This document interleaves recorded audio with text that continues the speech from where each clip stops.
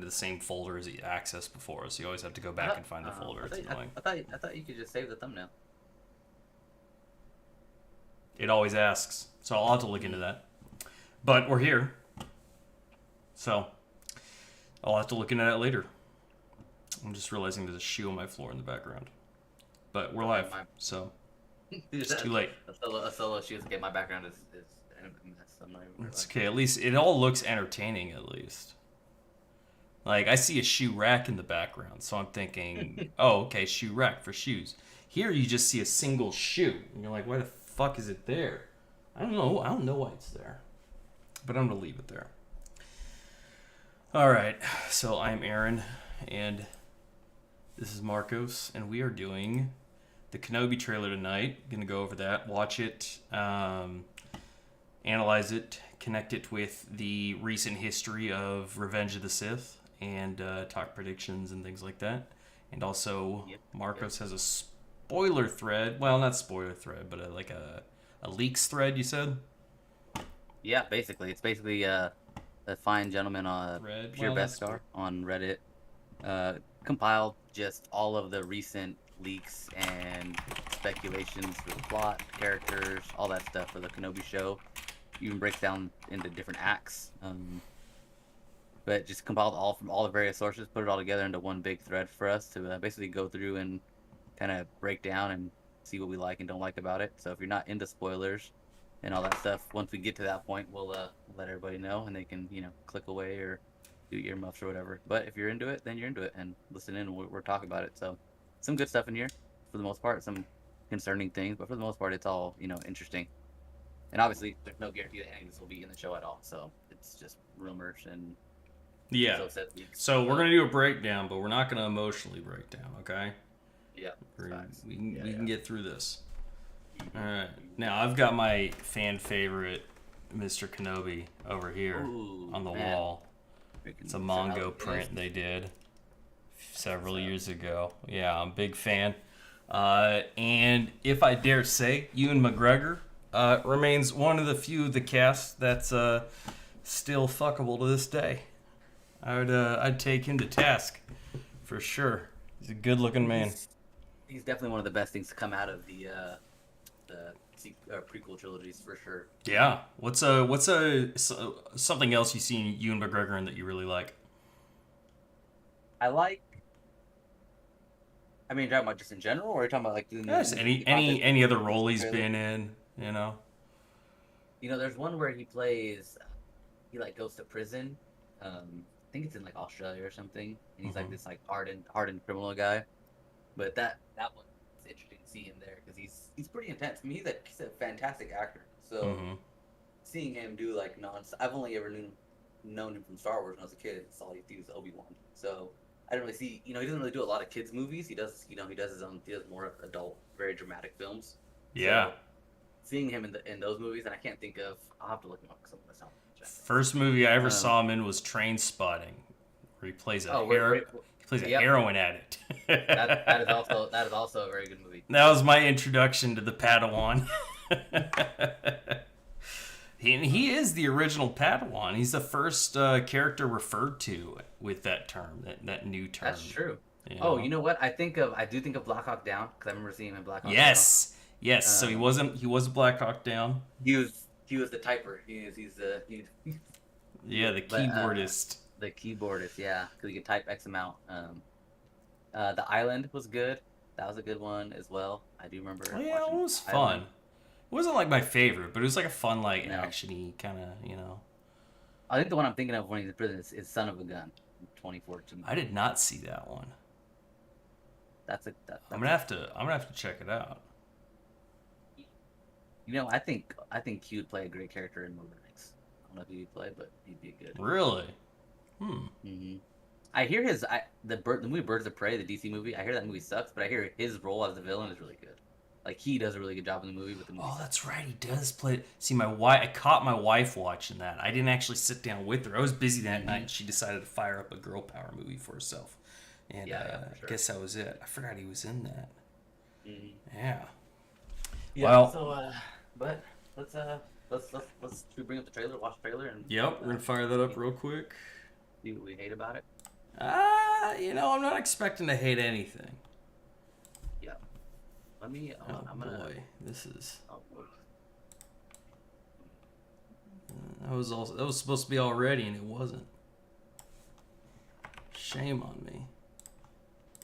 I want to pull it up in a separate tab so I can watch it at the same time. Oh, gotcha. Okay.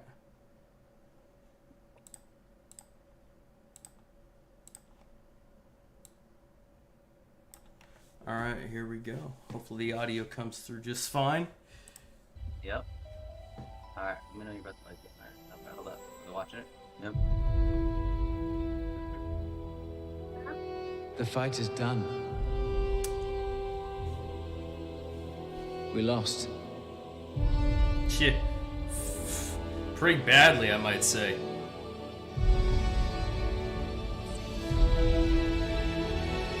Stay hidden. I gotta say, I love the young Luke, dude. Pod racing? Again, I'm gonna save my tongue for now. The key. Okay. I got words of caution about that. Jedi is patience.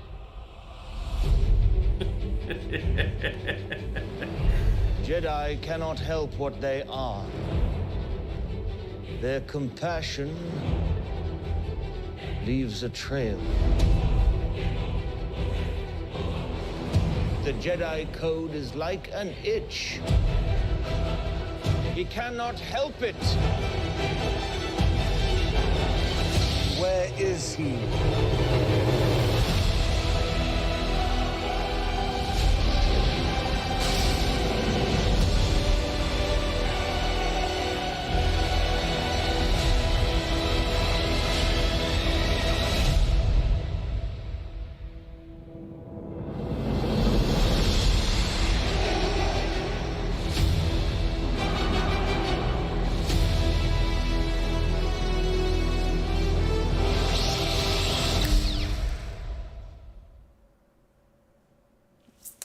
All right, we're not gonna watch their breakdown. I bet their breakdown sucks. I don't even know who they are. Nope. All right. Oh, hold on. I'm gonna keep that up because we want to see. Oh, can you just loop it? We're gonna have.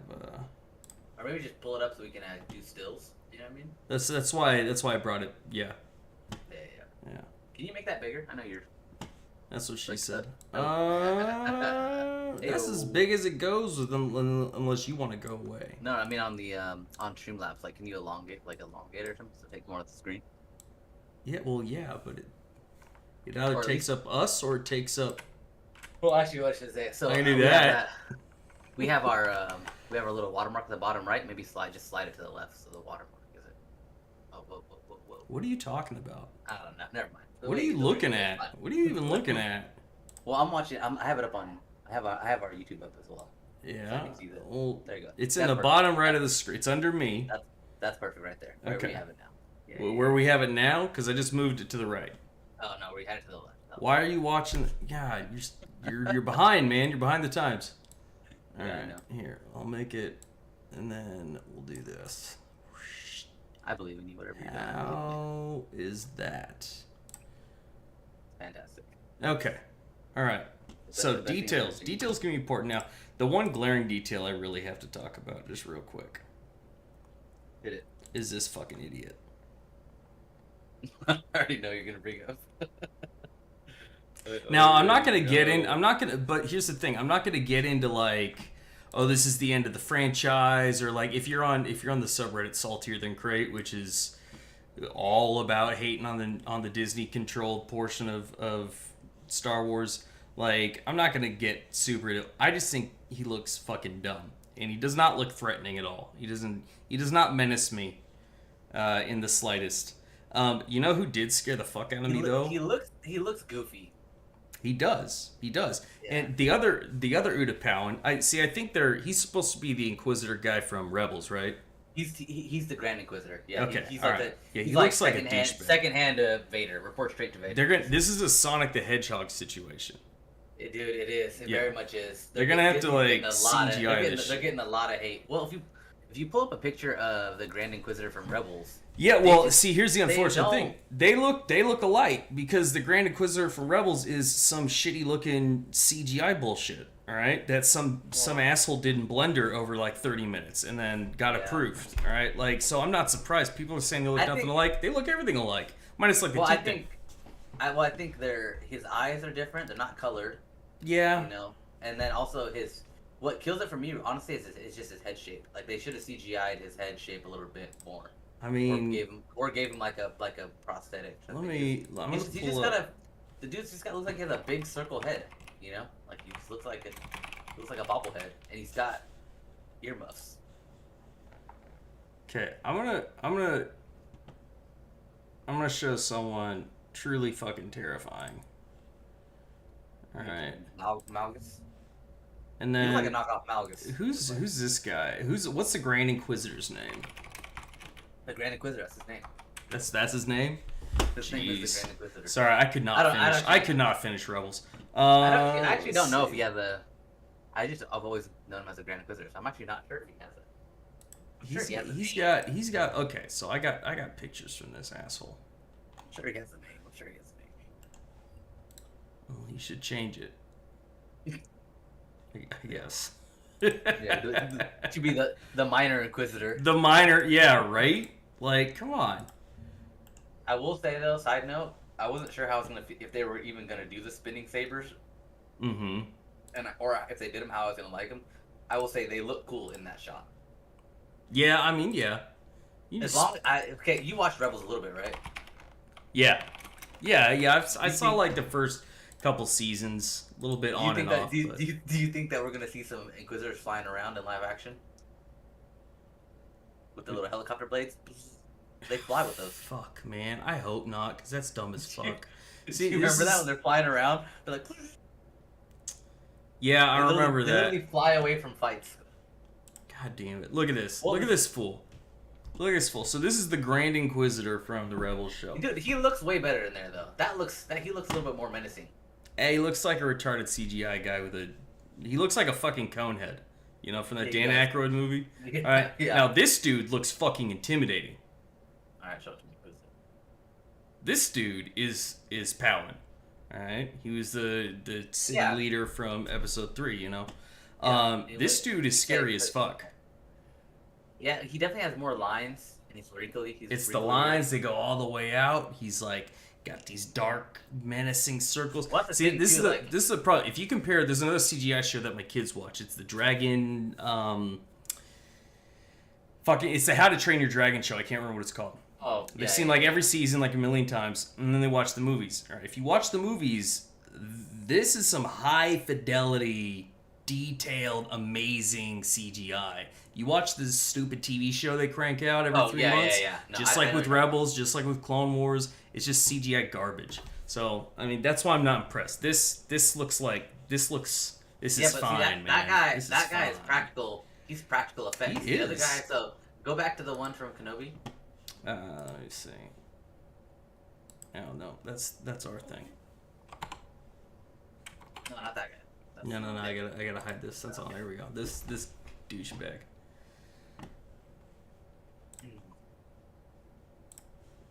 That's the one right there. So he's just wearing they just literally put a bald cap on that actor. That's why the top of his head's so freaking big. Yeah. And they just painted him white. And put a head tattoo on him.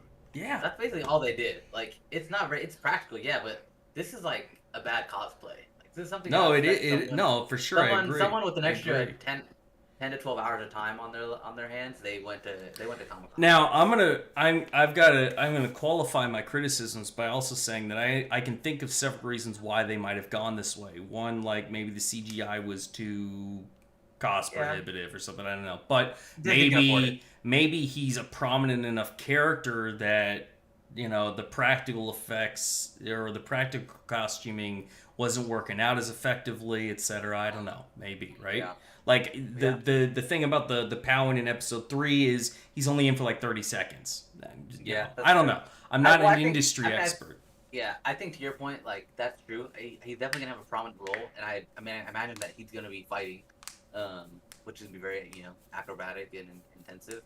So maybe practical effects have to be limited to a degree. I know they did that. Well, in that case, the in stunt guy would be just wearing a ball cap and doing the flips because it all goes so fast. You don't need detailed prosthetics. Maybe though, but a lot of actors are doing their stunts there these days, and they want the actual face in the shots, Because I know like Ahsoka Tano, they for Rosario Dawson, they made her, what are they called, the Lekus or whatever. The Leku, yeah.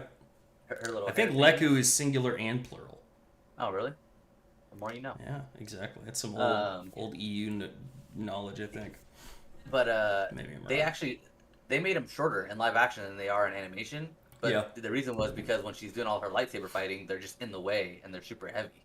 Yeah. The practical effects are. So that's why they went shorter. And I know a lot of fans were upset. They're like, "Oh, they're too small. They're supposed to be longer." It's like, get over it. It looks good. Yeah, no, like it at least looks good. Like it doesn't matter that they're different. It's also that's the thing though. That's the thing though. Is they're very different, but they both look very good in their respective mediums. Yeah. See, the Inquisitor from Rebels, I don't even think he looks good because I don't think Rebels looks good. Period. Yeah, Rebels has weird. Rebels was Disney's like. That was like they were kind of Disney-fying animation. Everything's a little elongated. I really don't like the lightsabers in Rebels. They're really thin. They're very thin lightsabers. I don't like the light itself. But yeah, I don't know. I think they just missed the mark on this guy. Everything else for the most part, I will say the fifth brother, the guy played by the Captain Fast and the Furious. Wait, did we get a shot of that guy?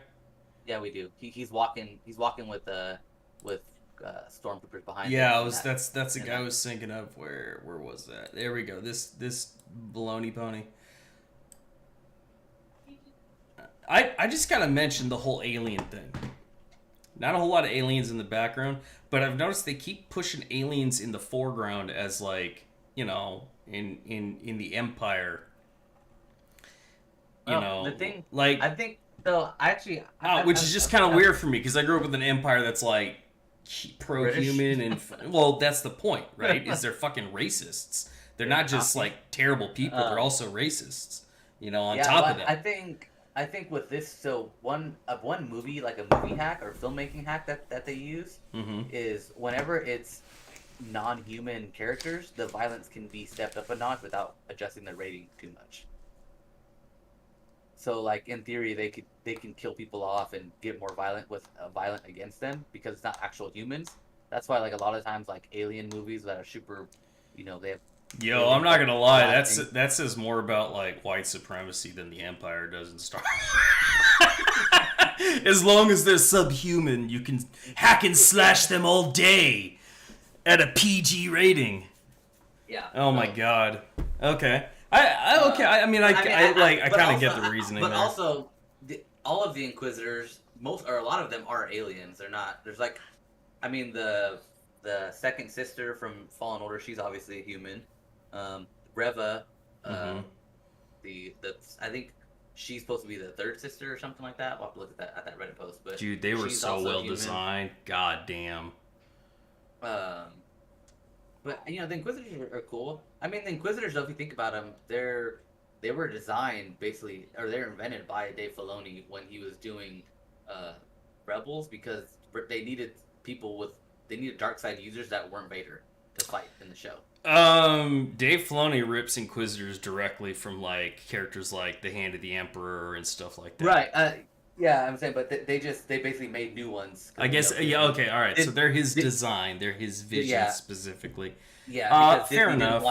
Disney doesn't want to use anything EU, so they make their own, right? So they just repackage all the EU shit. Mm-hmm. Make it Disney. Make it Disney.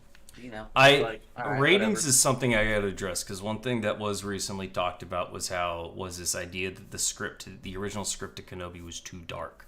And of course people are ripping Disney a new one for that bullshit, which I think is well deserved. I mean, and I think that's largely because I think Disney needs to get on the same page as everyone else, which is ratings don't fucking matter anymore.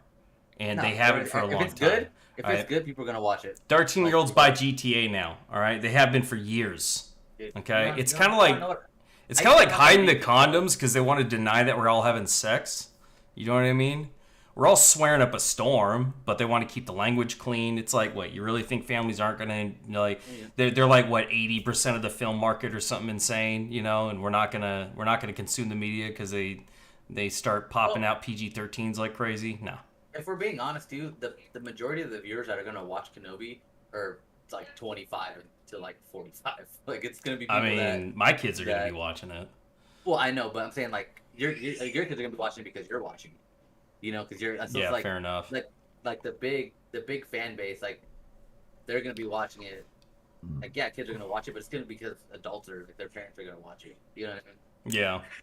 Yeah. But I mean, if you have hang-ups over swearing or things like that, you can fuck right off. I don't care. But yeah, I think it's like,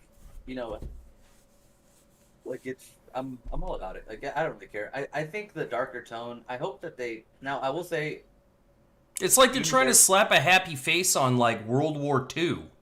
Yeah. Like, what the fuck, Ewan man? McGregor did say in a recent interview with whoever, one of the Hollywood people's, E-News or something like that. Yeah. But he did say that we're gonna see a very like broken down and destroyed, conflicted Obi-Wan, who's no longer really about his beliefs anymore with the Jet. Like, so I appreciate that. As long as he starts off like for the first couple episodes where he's just really like not about this whole Jedi thing. Oh, dude, I'm all about the PTSD and then maybe, journey. Yeah. I'm all about it too, and it makes sense, right? Like, I hope one of the opening shots is like something super crazy, and then Obi-Wan wakes up in a desert bed with like hot sweats because he's having oh my gosh, flashbacks. You know? Yeah. What I mean? I want detailed ones too. Like, and I want a lot of that in this.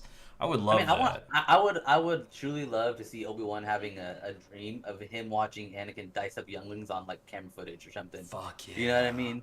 And just have like Hayden in full prime. Yeah. Master, what are we gonna do? You know what I'm worried about though? Okay, so I gotta talk about. See, you were like, "Oh, I'm excited for young Luke." Mm-hmm. Okay, what happened to the last fucking child that starred in Star Wars?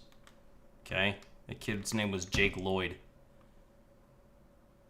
All right. Oh, the young Anakin. And he's had a very difficult life because he was a Anakin? kid in Star Wars who was given the responsibility of portraying a child version of the greatest murderer the galaxy's ever seen, and everyone shit on him for years for it. They include this kid in any capacity beyond this bullshit. All right, and I'm worried the same thing's gonna happen. I don't think they will. For Luke, I don't think they will specifically because Luke, as a character for Disney already really screwed the pooch with Luke Skywalker. Oh yeah, they fucked him hard. I think they're gonna be kind of walking on eggshells with Luke as a kid. They're not gonna really want to touch it, honestly, because they're still trying to fix old Luke still. They're trying to still figure that whole thing out. So I imagine that we're probably about to see just about this. I think we'll see a lot of dialogue and conflict between Owen, Lars, and Obi-Wan. Now that would be great. I really want to see that relationship fleshed out because it's one of the relationships that I remember most growing up watching the original trilogy. And that old man he's just a crazy old man. Oh man. But also, like, I think what would be a cool like story like twist to it a little bit, like if they want to revamp it a little bit, is like what if they were even on the same page a little bit, and by the end of this show, it gets to the point to where like they like each other, but Owen has to like sell old Ben has to sell him at a certain way to try to discourage Luke or something like that. You know what I mean? Like he hates him at first, and then obviously he's gonna because he saves him a bunch of times. In the I want some real bad blood, man. That like real tension. That's like I like that. Yeah, I think that feels real, right? Not something generated. I think we'll get that. I think we'll get that because one, you have. I mean, they brought back, which is funny. I was thinking about this the other day. That it's funny that I'm glad they brought back what's his name to play Owen, Uncle Owen. Yeah, I always forget his name too. Though he's doing really well in his career lately. But when he first got hired on to do episode 3 or whatever, like he was a nobody really actor. Like I don't remember from anything, and now he's like this world class like great actor, and he's coming back to these humble beginnings of a role. Well, actually, the woman too. Did they hire her back for Aunt Beru? Yeah, same Nice. actress. That's right. But the thing is that what's cool is that you have two guys, so Ewan McGregor and I can't remember his guy's name. Let's find his name. He deserves that. He deserves that. What is his name? Boom. I'm just gonna Google it. Joel Edgerton. Joel Edgerton. So you have Joel Edgerton and Ewan McGregor, two world-class actors. You have to imagine that they put these guys in front of a camera to have some super complex dialogue. You know what I mean? Like it'd be a total miss if they did it. Like these just two world-class dramatic actors. Yeah, Disney couldn't possibly miss. yeah. Well, yeah. No, you got a good point there. And actually, like, one thing I like is they kind of reflect each other career-wise. You know, not just... I mean, Ewan McGregor's like a household name, but, like, they've both had really successful careers and some pretty good roles that have, you know, that Star Wars movie was a jumping board for them. If you think about it, too, the characters of Owen and Old Ben, or just Obi-Wan, they both want the same thing, right? They both want Luke to have a good life and to be happy. I don't know if Owen cares that he's happy. I think he just wants him to be alive.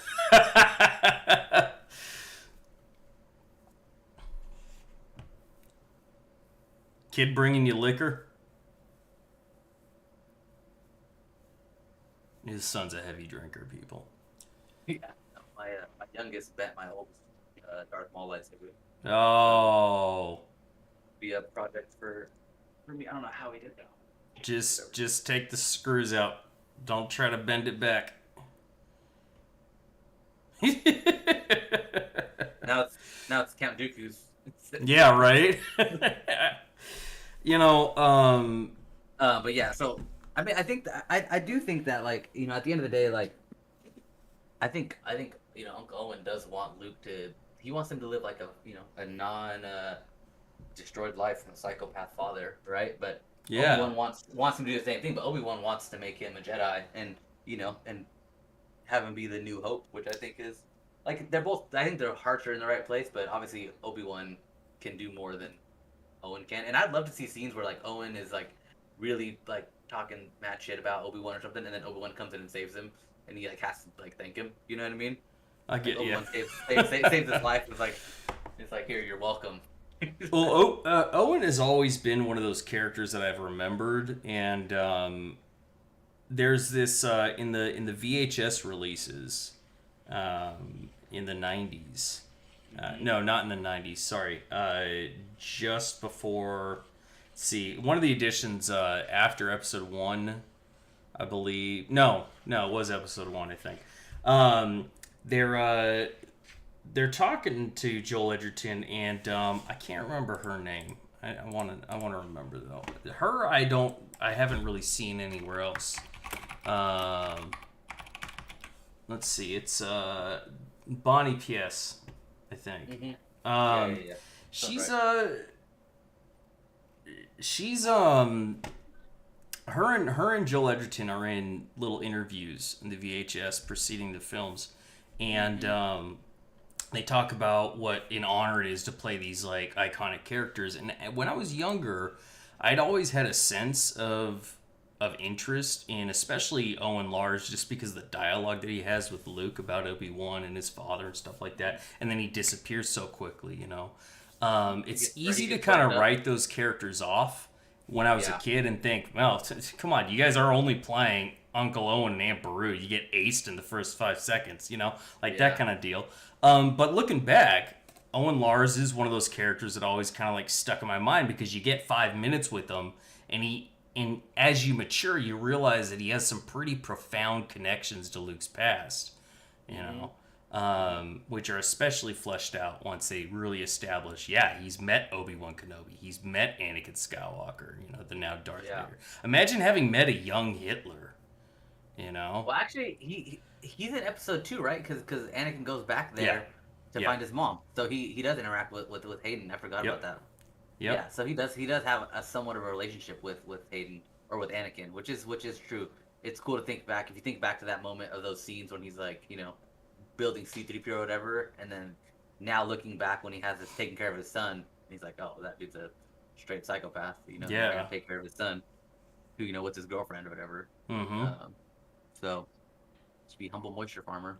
Yeah, But it's I will gonna say, be. like, I like intense. this. I like this. I like Luke or Obi-Wan watching Luke from afar, and then, that it's cool that they're hinting at how Luke is interested in flying, right? And clearly at this point, I mean, he's clearly pod racing based off his hand gestures, how he kind of rams them both forward, things like that. So I think it's cool that they're showing that. They're showing him his interest in flying so young, because he's about 10 years old. And hey, shout out to the freaking Eope making his return, after 10, however long it was. I mean, I doubt it's the same Eope. All right, the one from episode one's probably long dead. The Eope's been looking for work for a long time. Finally, he gets a break. So I end up wondering what kind of show is this going to be, because one thing I'm seeing from all the Disney shows is they're not really there to establish a long-term series. The Mandalorian's not going to go on for probably any longer than 4 seasons. You know, Book of Boba Fett. I don't even know if it's confirmed they're going to do a second season. I don't think they should. They shouldn't have did a season 1. Dude, if they do a season 2, it should just be like 720 minutes of Boba Fett murdering people. That's all. That's all season 1 needed to be. I think their best bet. Their best bet for that is to bring back Tamura Morrison to play freaking Commander Cody and hunting down Jedi as part of the freaking whatever his new squadron, the 501st or whatever. I want a real Clone Wars show. Yeah, that'd be sick. Featuring Delta Squad from Republic Commandos. That's the kind of shit I want. Yeah, a live action Clone Wars show would be sick, and give me Ultimate Morrison just doing different voices with different haircuts. And then you should have a random Jedi Master with their Padawan. You know what I'm saying? Can you imagine they do a whole spin-off series with different clones? So it's all just Tamura Morrison in 5 different TV shows. Yeah, probably. I think he's coming back. I'm pretty sure he's coming back to play Rex in the Ahsoka show. That'd be cool. I mean, and this has kind of been my problem, is Disney's gone and taken some really big swings and just missed the ball completely on certain projects, and it's just amazed me the whole time. The in-between years with Obi-Wan, definitely an interesting time period. Definitely something to swing at. I remember comics. Again, I'm not a comic book guy, but one of the ones I do remember, were comics about Obi-Wan running into fucking Vader and stuff in the in-between years. Yep. So it's definitely not people are worried about, they didn't see each other for 18 years, are definitely wrong, because they definitely did. But seeing how they could play on all sorts of different types of dialogue and, character angles is something that I'm excited for. But again, I keep my expectations low these days. I think just on Capes too. I think they could have definitely. I mean, there's definitely a window playing young clones. I mean, they can always de-age. Their de-aging technology is ridiculously good.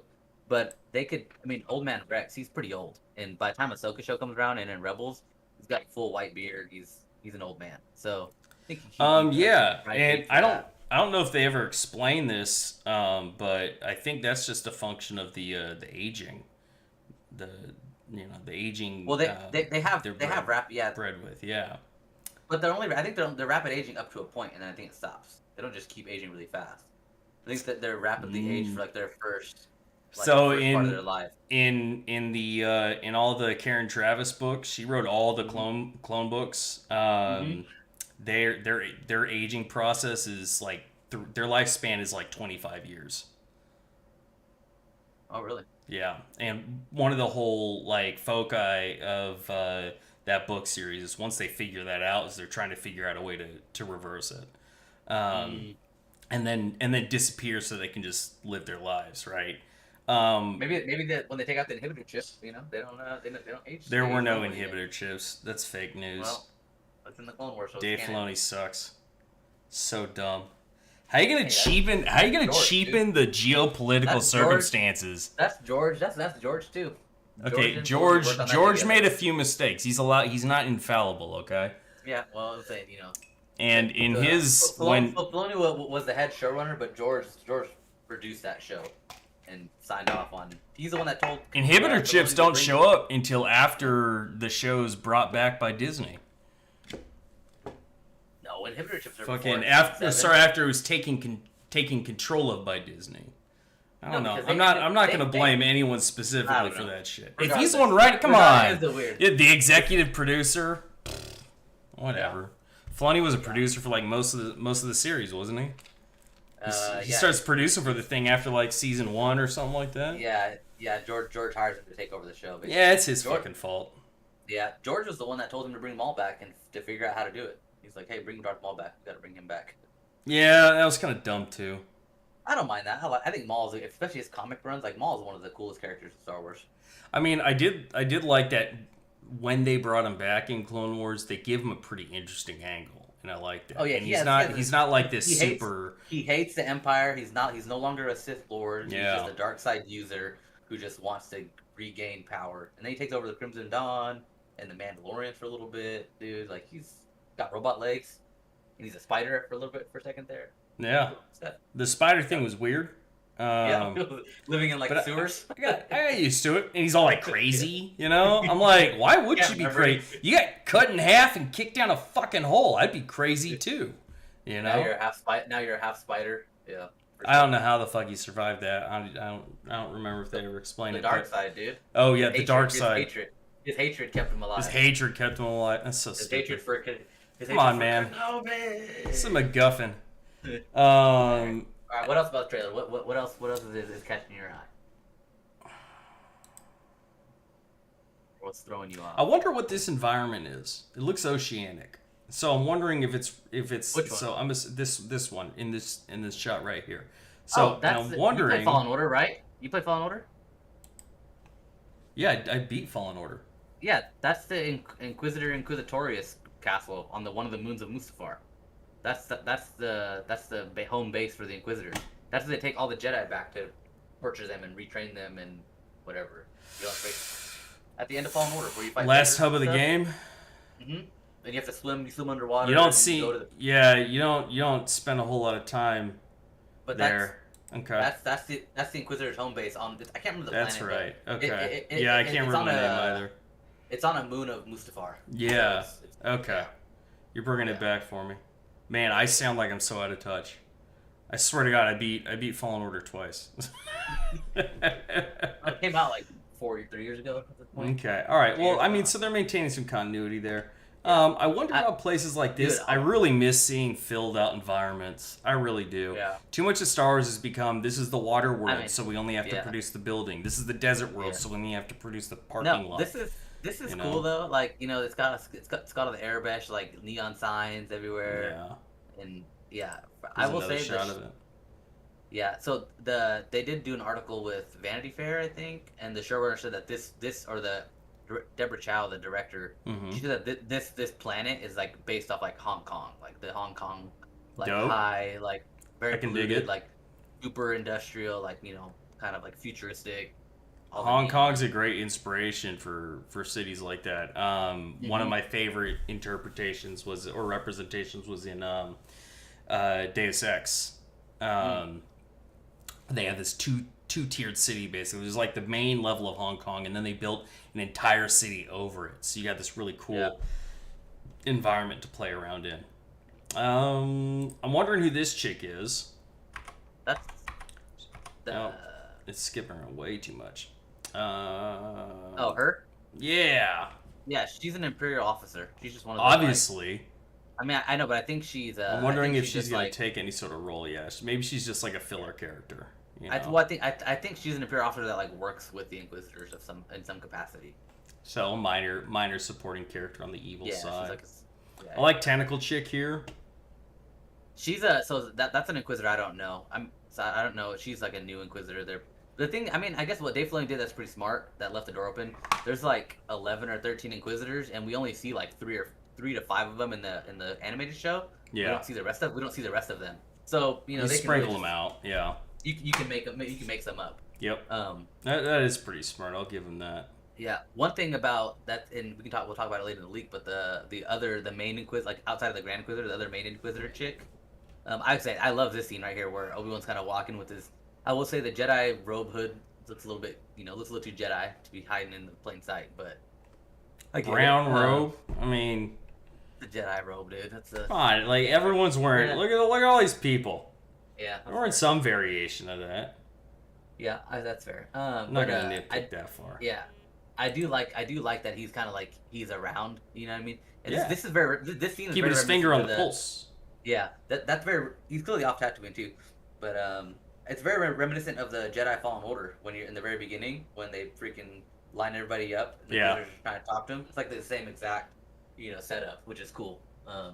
You know what I would love to see? I would love to see an Inglourious Bastards homage scene featuring a character like Hans Landa. See, you want to there are so many different ways you can do villains, and unfortunately, this is why I'm not willing to give Filoni a whole lot of credit, is because he keeps, and just Star Wars in general keeps like copy pasting angry emotional villain types that are out to do evil for the purposes of doing evil, and from inception, like that only works with one character, your ultimate like source of evil, right? Because there's evil in a character, there are villains, etc. There are bad guys, but evil as an idea is is something you can only pull off conceiving in a character one time, and that's with like a Palpatine or something. Like or a Palpatine, right? Or like, not even Palpatine, but like the head Sith Lord, whoever the head Sith Lord at the time is. You know what I mean?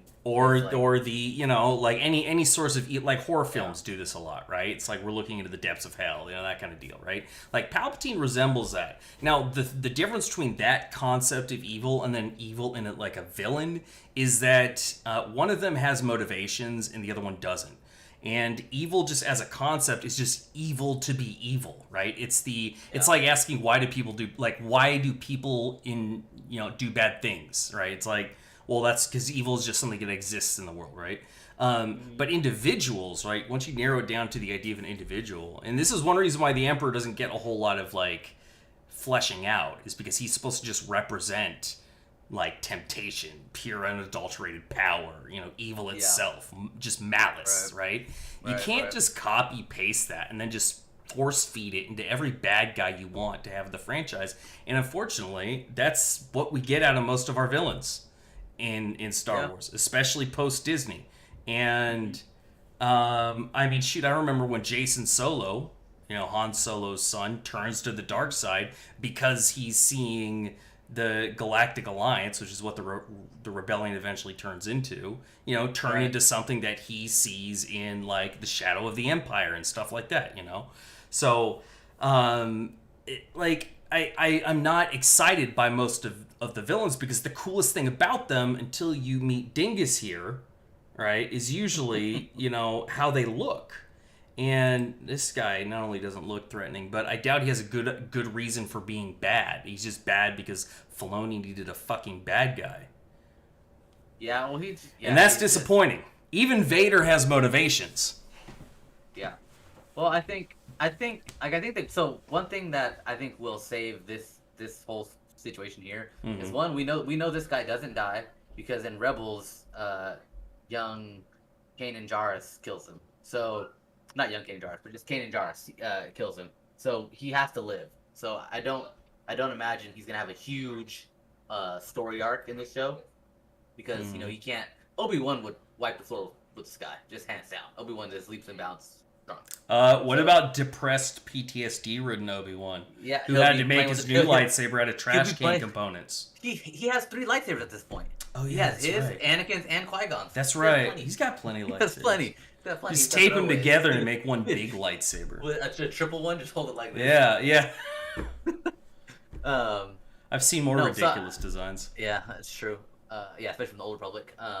But I think this guy will step in. He'll be like, he'll be looking for Obi-Wan or for somebody, and then once Vader finds out that it's Obi-Wan, Vader's gonna tell this guy to sit down, and Vader's gonna take over, and Vader will be the main bad guy because Obi-Wan would destroy this guy. For sure. Especially looking that stupid. yeah. Obi-Wan would be like 2 sabers, dude. Been there. And that's actually a really good point you make because you're doing a good job connecting Vader to this because a lot of people have been wondering what is Vader's capacity going to be, And my suspicion is that it's largely going to take place in the form of flashbacks with, to the Clone Wars or things like that. But I do foresee like a final conflict between him, final conflict between him and Vader. Twice What's that? They're supposed to fight twice. Oh, that's right. So maybe like an introductory thing while he's chasing his tail around the road. The interesting thing is like anywhere Vader finds Kenobi, I feel would raise the question of why is Kenobi here? Well, I don't think he's gonna fight him. I think he'll fight him probably at the Inquisitorius like base, or he'll fight him like dumbest somewhere. fucking name for a location I've ever heard. Yeah. By the way, that's some real low hanging fruit. Jesus Christ! It's the Inquisitorius. The produce grocery. Jeez Louise. Yeah, basically, it wasn't the best. It doesn't really roll off the tongue. Right. But I think, so I mean, they're definitely not gonna fight at Tatooine, right? Because if he goes on Tatooine, Vader's gonna sense Luke, like for sure. Like, I mean, he's strong. He's strong enough in the Force. Like so it's definitely not gonna be off Tatooine. So, but that actually brings a question, and maybe it's in the full Reddit leak. I haven't read through the whole thing, but so Obi-Wan's clearly he's going off planet. He's going to this Hong Kong planet. He's probably gonna go to wherever the Inquisitors are on that moon of Mustafar. Mm-hmm. Maybe other places. Who's gonna be watching Luke? Because I highly doubt he's leaving Luke by himself with Owen. So here's the thing. Here's the thing is Obi-Wan is not, and I've never thought this about Obi-Wan's protection of Luke.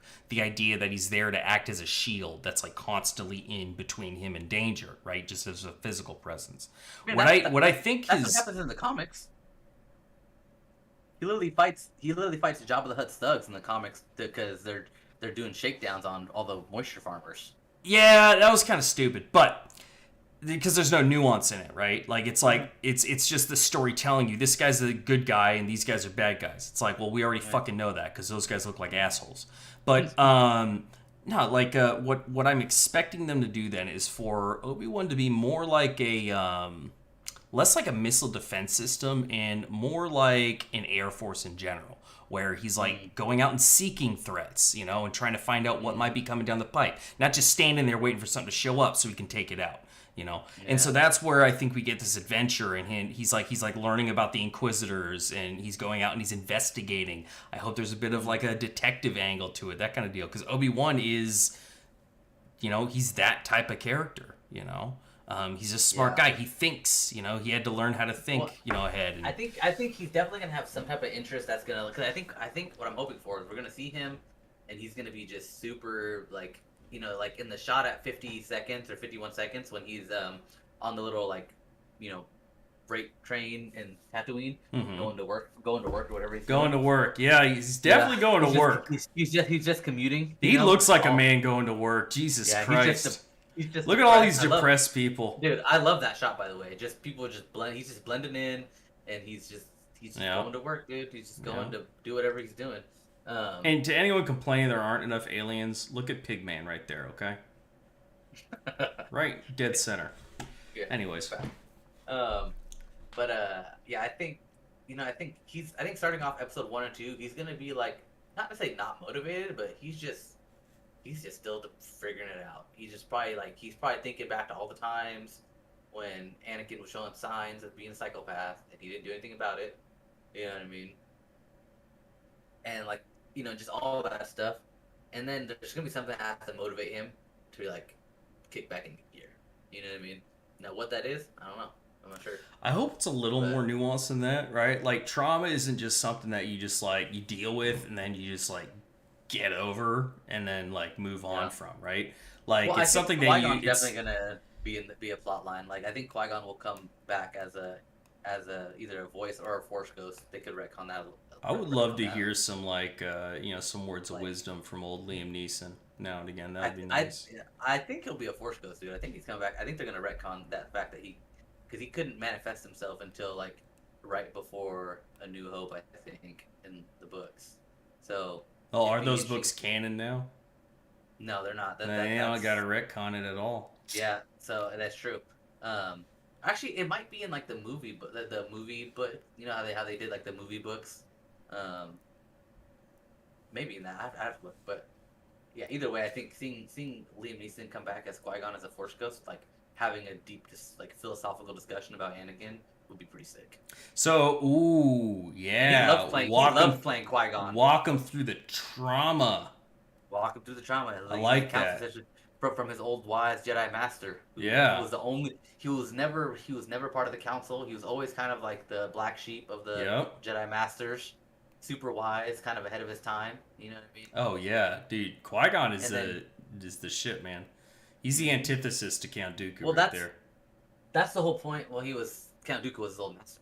Yeah. But that's the whole point too. Like with the like Duel of the Fates and Phantom Menace, right? Is the Qui-Gon dying. Like if Qui-Gon would have killed Maul or would have survived, Qui-Gon would have trained Anakin in a way where Anakin never would have turned to the dark side, because his philosophy on the whole light side of the Force and that whole process of attachment, everything is very different. So he would have been able to coach Anakin through it and not let him get tempted by Sidious. Where like Obi-Wan doesn't have that. Obi-Wan's not that, he's not that guy. Well, and no one on the Order was. Everybody was too rigid.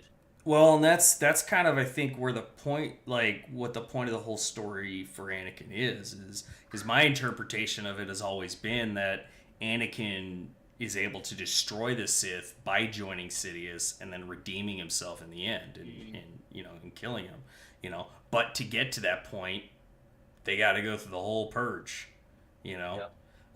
You make Anakin a great Jedi, under Qui-Gon, and all you do is prop up the Jedi Order and then, have the Sith, constantly still trying to do their thing and whatnot, and then, like, they keep going at it over and over again. Now, the whole idea that, like, the Force is... I think Qui-Gon would have left the Order. I think Qui-Gon would have left the Order with him and his two Padawans.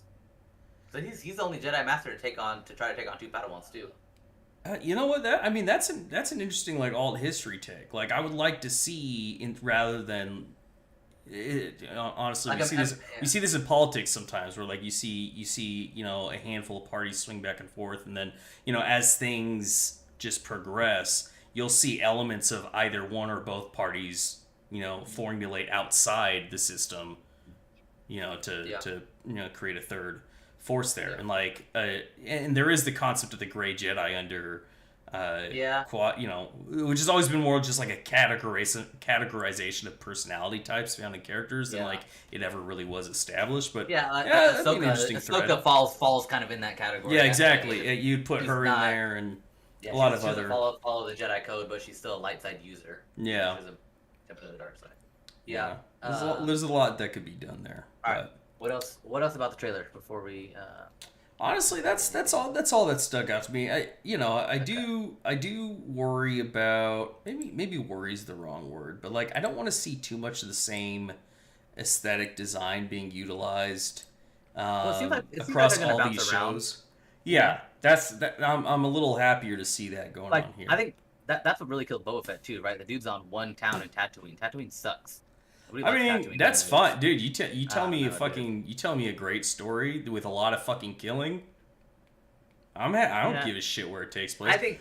Well, I guess that's true. They should have made it much more like a hateful or like a what is it, Magnificent Seven or something like that. Very like Western, outlaw shootout type thing, and they did. That's what they missed. And their whole aesthetic, right, was like, imagine if they would have had freaking Boba, Fennec, Black Chrysanthemum, Din, and then what's the marshal or whatever guy, him, like those characters, and just like this crazy shootout, like constant like gunfight, battle for control. That'd be cool. Tatooine's like a Western town, but they didn't do that. They did weird Mafia Dawn. But they also really didn't do that. But didn't do that. Yeah. Boba wasn't really a mafia boss. No. He's like a mini boss, dude. Yeah, he was just like, and then, dude, what kills me about that show is one of the last line he says, and one of the last lines he says in the whole show is like, I don't think we're cut out for this type or whatever, this type of role or for this thing. When he's like walking through the town collecting, fruit or whatever, people were getting fruit and stuff. Yeah. And it's like, dude, we just spent freaking, 4 hours, 5 hours, however long the total runtime of the show was, talking about you taking control so you can be the main mob boss. And now you're like, this is not really my thing. It's like, to be fair, you can't knock it till you try it. You know what I mean? Yeah, you kind of got to step into the shoes to see if you want the job. But to be fair, you know, like which is why I was saying, if they make season 2 just him going around murking people, he's like, oh yes, this is what I should be doing. It's like, yeah, all right, I could forgive a season 1. The whole show, he's talking about how that's not who he is anymore. He's not taking jobs from, you know, whatever it was he said. I don't know. The politics of that show are all fucking weird. And honestly, I think Tamara Morrison probably had a better idea of how it should have been run than the character. I mean, there's interviews where he talks about, like, where they're filming and he's telling, like, the director Robert Rodriguez and stuff that, like, hey, I think Boba's talking too much. Yeah. Like, Boba shouldn't say anything. He should just sit here. You know, yeah. Look menacing. Yeah. That's what mob bosses do too. Like, mob bosses don't sit here. They don't have all this crazy dialogue. Yeah, exactly. They sit there. Maybe they whisper to someone, and then they, you know, then the work handles it, right? The help. I was just watching an analysis today on how you can portray villains and like how you can introduce them. And you can introduce them in a few ways. This YouTuber was saying, I can't remember the name, but I can link them later. And they're saying that you can introduce them by having them display their intelligence, by having them be fucking brutal, right? You know, like maybe they're just like fucking, they come in slaying everybody but the hero or whatever. But then they can also like ignore who the hero's supposed to be, you know, by not showing up at all until like they've caused enough trouble that, you know, the big Don's gonna be like, all right, well, fuck it, if you want something done, do it yourself, kind of deal, you know. Like those are all ways to show power. And like Boba Fett, he's constantly giving up his power. You know what I mean? Yeah. Well, also Boba Fett. I'm being honest, guys. Hot take. Boba Fett's not main character material, bro. He's a side character. He's a supporting. He's the muscle. That's his character's arc. He's supposed to be built as the muscle gunslinger, you know, badass dude. He's not. Well, and again, they keep fucking swinging and missing. They keep bringing Han Solo. Character. They keep bringing Harrison Ford back from the retirement home to play Han Solo, who's the most supporting character I've ever seen in my life. Yeah. You know. Yeah. Yeah. I mean, it's. You take him out, and all you got to do is not mention that Leia's Luke's sister, and the whole movie, all the movies work fine.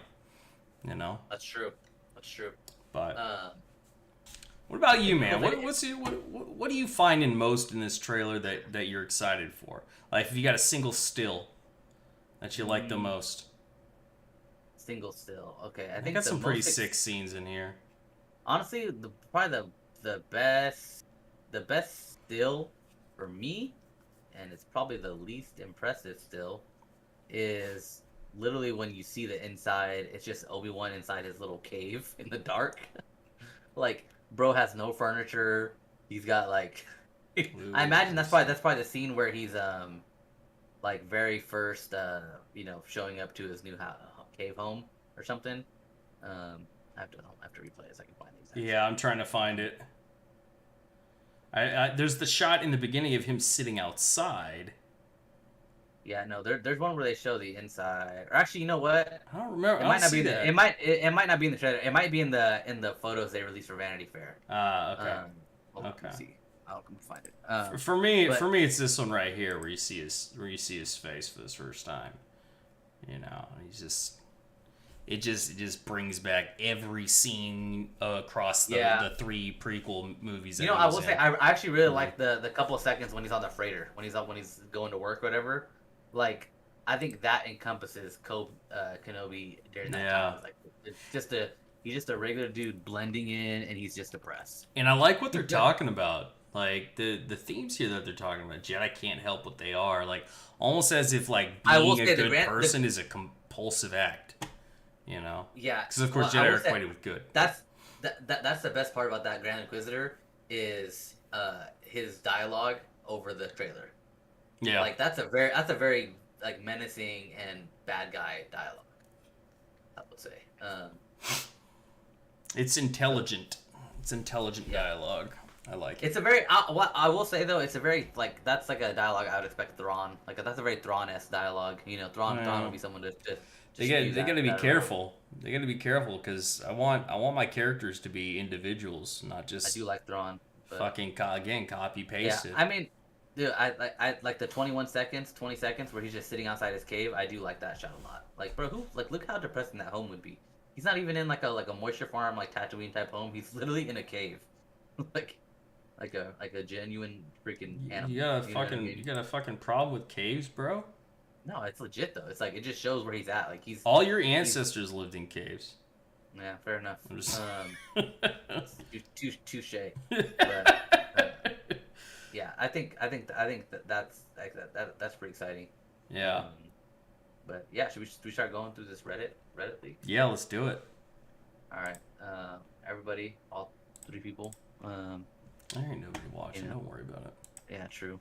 If you guys don't like leaks, or if you're watching this after the fact and you don't like leaks or spoilers or whatever, spoiler leak warning ahead or not, it could all be nonsense too. So, Gonna go ahead and put that in the chat real quick if anyone does want to watch it.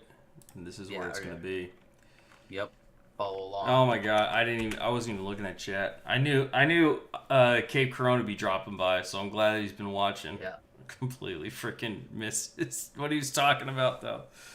Oh my god. Oh, that's because the screen was covering it because you made me move it. All right. I'm not listening to you anymore. Leaks. Yep, leaks. All right. There's a Reddit post. I'm just gonna read it through. Yeah, I'm gonna go ahead and display it as well. I might not go verbatim, but I'm gonna read it through. So just, hit or miss sources like they mentioned at the top. So just the people that are mentioned or sourced. So we have like Star Wars Newsnet, MSW, which I don't know who that is. I can't remember.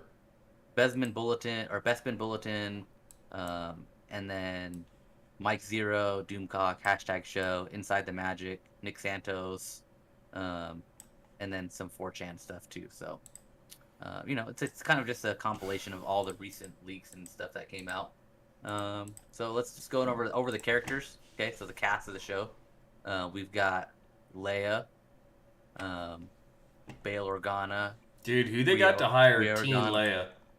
I think it's the chick. It's the little girl from. Oh wait, that's right. She's not a teenager. I need.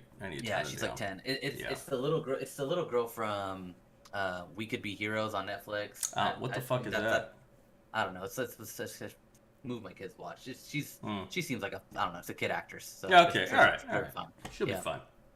Grand Inquisitor, freaking the third sister, Reva, who is apparently named after Revan from the Old Republic, and she's a former Jedi. So maybe there'll be some tie-in. See, that could be Revan. An interesting fucking character. God, it could be, if they let him get to know him.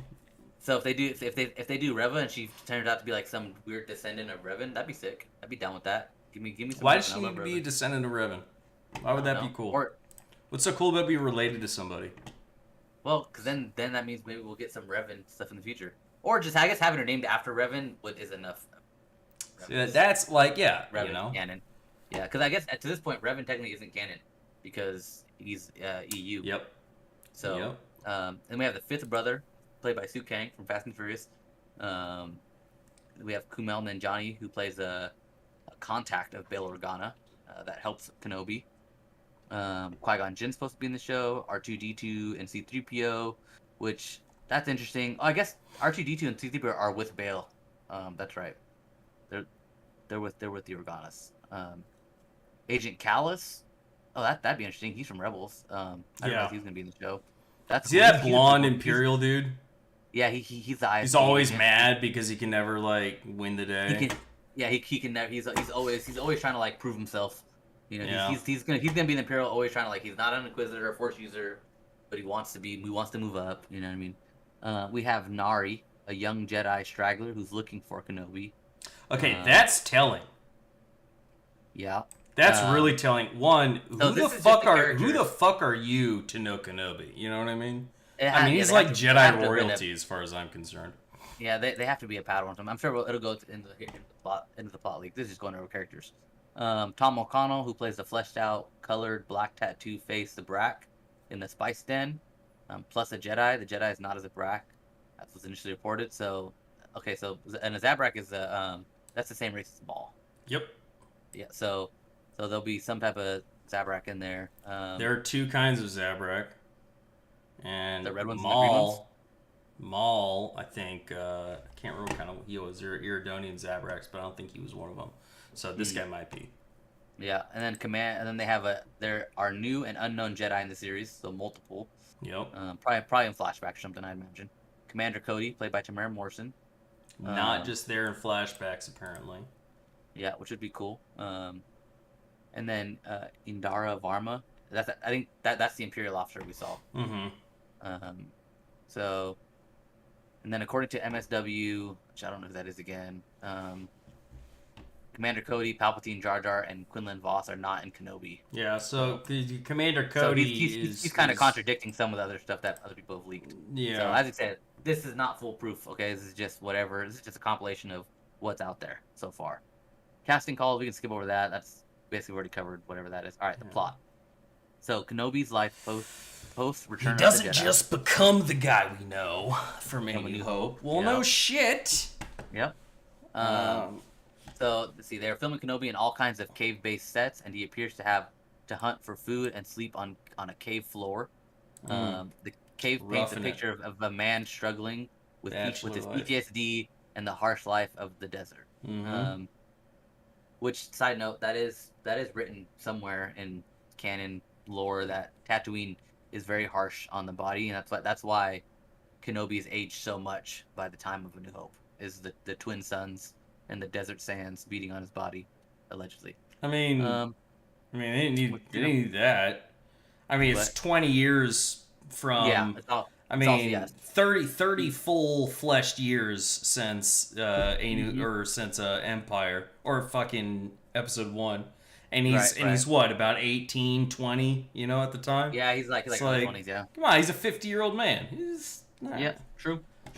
So after Revenge of the Sith, Kenobi's pretty much on his own. There isn't any secret money coming from Bail Organa to help him out. Why would there need to be? Yeah, for the better part of 10 years, Kenobi lives in caves, just getting by and watching over Luke Skywalker. Kenobi's watch is difficult. Kenobi lives in a cave. Okay, first act.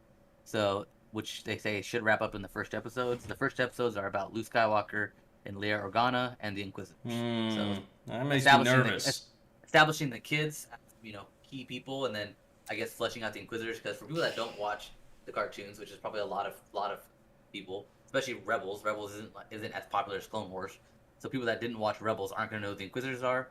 So that does make sense for them to flesh them out a little bit and at least give us some backstory on the Inquisitors. Which, doesn't take very long to give a good backstory real quick. Fucking SS agents. Yeah. Looking for G's. Okay. Opening scene. So apparently this is the opening scene. In the Jedi Temple, clone troopers are attacking two young Padawans who are being protected by two Jedi Masters. The two Jedi seem to be in their late teens to early 20s.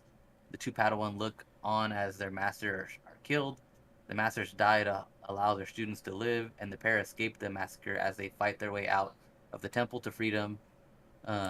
It was not the moment of the Jedi Temple we saw in the Book of Boba Fett at all. Grogu is most likely not there. So fucking hope so. God damn, not every single still from these shows needs to tie into every single other one.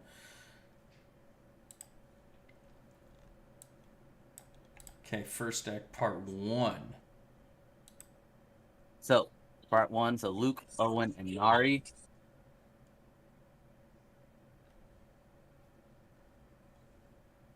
Oh my god! Give me a break! My son's trying to throw a Bakugan in here. Alright, so yeah, Luke, first act, part 1, Luke and Owen, and Nari, which Nari's that new Jedi. Luke's screen time in the series is less significant than Leia. I am going to fucking stop you right there. Okay? What's up with that is the whole fucking movies are about Luke Skywalker. And ever since Disney got their grubby little hands on it, they've been trying to, hide him in a corner and shit. It's absurd. I think part of it, though, is, too, they messed up Luke so bad, I don't think they really want to touch young Luke. Oh, my God. I think, God. It's so absurd. Yeah, that's fine. Don't touch young Leia either. Yeah, well, I think they need a reason to get Kenobi off of Tatooine is the thing. Don't need either of them to do that. So, all right, let's see. So, they filmed little Luke holding Beru's hand while they look at trinkets in the market. Owen may be selling a harvest of their water in this sequence. Obi-Wan watches them from afar. Like a creepo. Luke is looking at Luke is looking at some toys and is denied getting what he wants. He's not a spoiled kid. Luke is seemingly just happy to be off the farm for a time. These Luke sequences are said to be intercut and with Leia, who has many interesting things in her room on Alderaan, including droids to assist her with whatever she has going on that day. A young Jedi straggler named Nari finds his way to Tatooine, inspired by Obi-Wan Kenobi's message from the Jedi Beacon. He has been on that bad grammar. He's been on a decade-long quest for his own. He wants to find Obi-Wan Kenobi, achieve refuge, and restore the Jedi Order. Interesting. So similar to Cal Kestis's type of plan, I guess, in a way. Yeah, that kid really wakes up by the end of it, though. Yeah, the Grand Inquisitor Reva, the third sister, and the fifth brother have tracked Nari to Tatooine. Initially, they are after Nari and don't know about Kenobi. Reva senses Obi-Wan Kenobi. The Grand Inquisitor berates her for thinking she could track Kenobi when he himself cannot. This enrages Reva as they interrogate the life forms of Tatooine about because they only feel one thing, and it's anger. They're just angry all the time. Yep. Her patience is thin, and she's maiming people who do not comply with her investigation. Oh, shocker! Yeah, Uncle Owen observes their brutality. He thinks Kenobi is making things worse for Luke Skywalker, and he needs to get Kid home to their farm before he is discovered. Yeah. So clearly Owen knows that Obi-Wan is just watching around from 50 meters away at all times. Well, I don't know what this means. Again, we'll have to wait till they show us. But for sure. I don't know. It's we don't know what Kenobi says to Owen when he drops the kid off at the end of episode 3. He's all like, "You'll never see me again," and then Owen just sees him every day. Yeah, all the time. It's like, dude, you suck at hiding. I see You're the worst. Get out of here. You're 15 feet away, you creeper. Get a job. That's how he ends up on the bus. Got it. All right. He just constantly covers his face like this. He's like, I'm Thor. Like Thor, you can't see me. Yeah, you can't see me. I'm hiding. All right. As Kenobi makes his way through the canyons of Tatooine, he hears his name echoing off the rocks. Nari is calling to him. At first, Obi-Wan refuses to acknowledge the young man. When he keeps calling Obi-Wan to Kenobi, Kenobi tells the boy his name is Ben. But Nari grew up in the Jedi Temple and knows Obi-Wan Kenobi when he sees him. Oh, we skipped a paragraph. Did we? Obi-Wan and Owen approach each other. Oh, yeah, you're right. Yep. Owen blames Obi-Wan for making things worse. Obi-Wan has what some sources have said is a T-16 Skyhopper toy, and others have said it's a starship toy of some kind.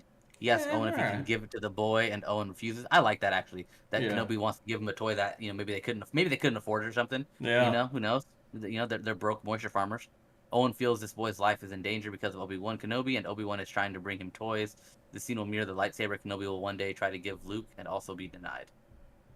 See, that's cool. I actually do like that sentiment where Kenobi's like, maybe Kenobi does want to be a part of his life a little bit. Mm-hmm. As an uncle, as another uncle figure or something.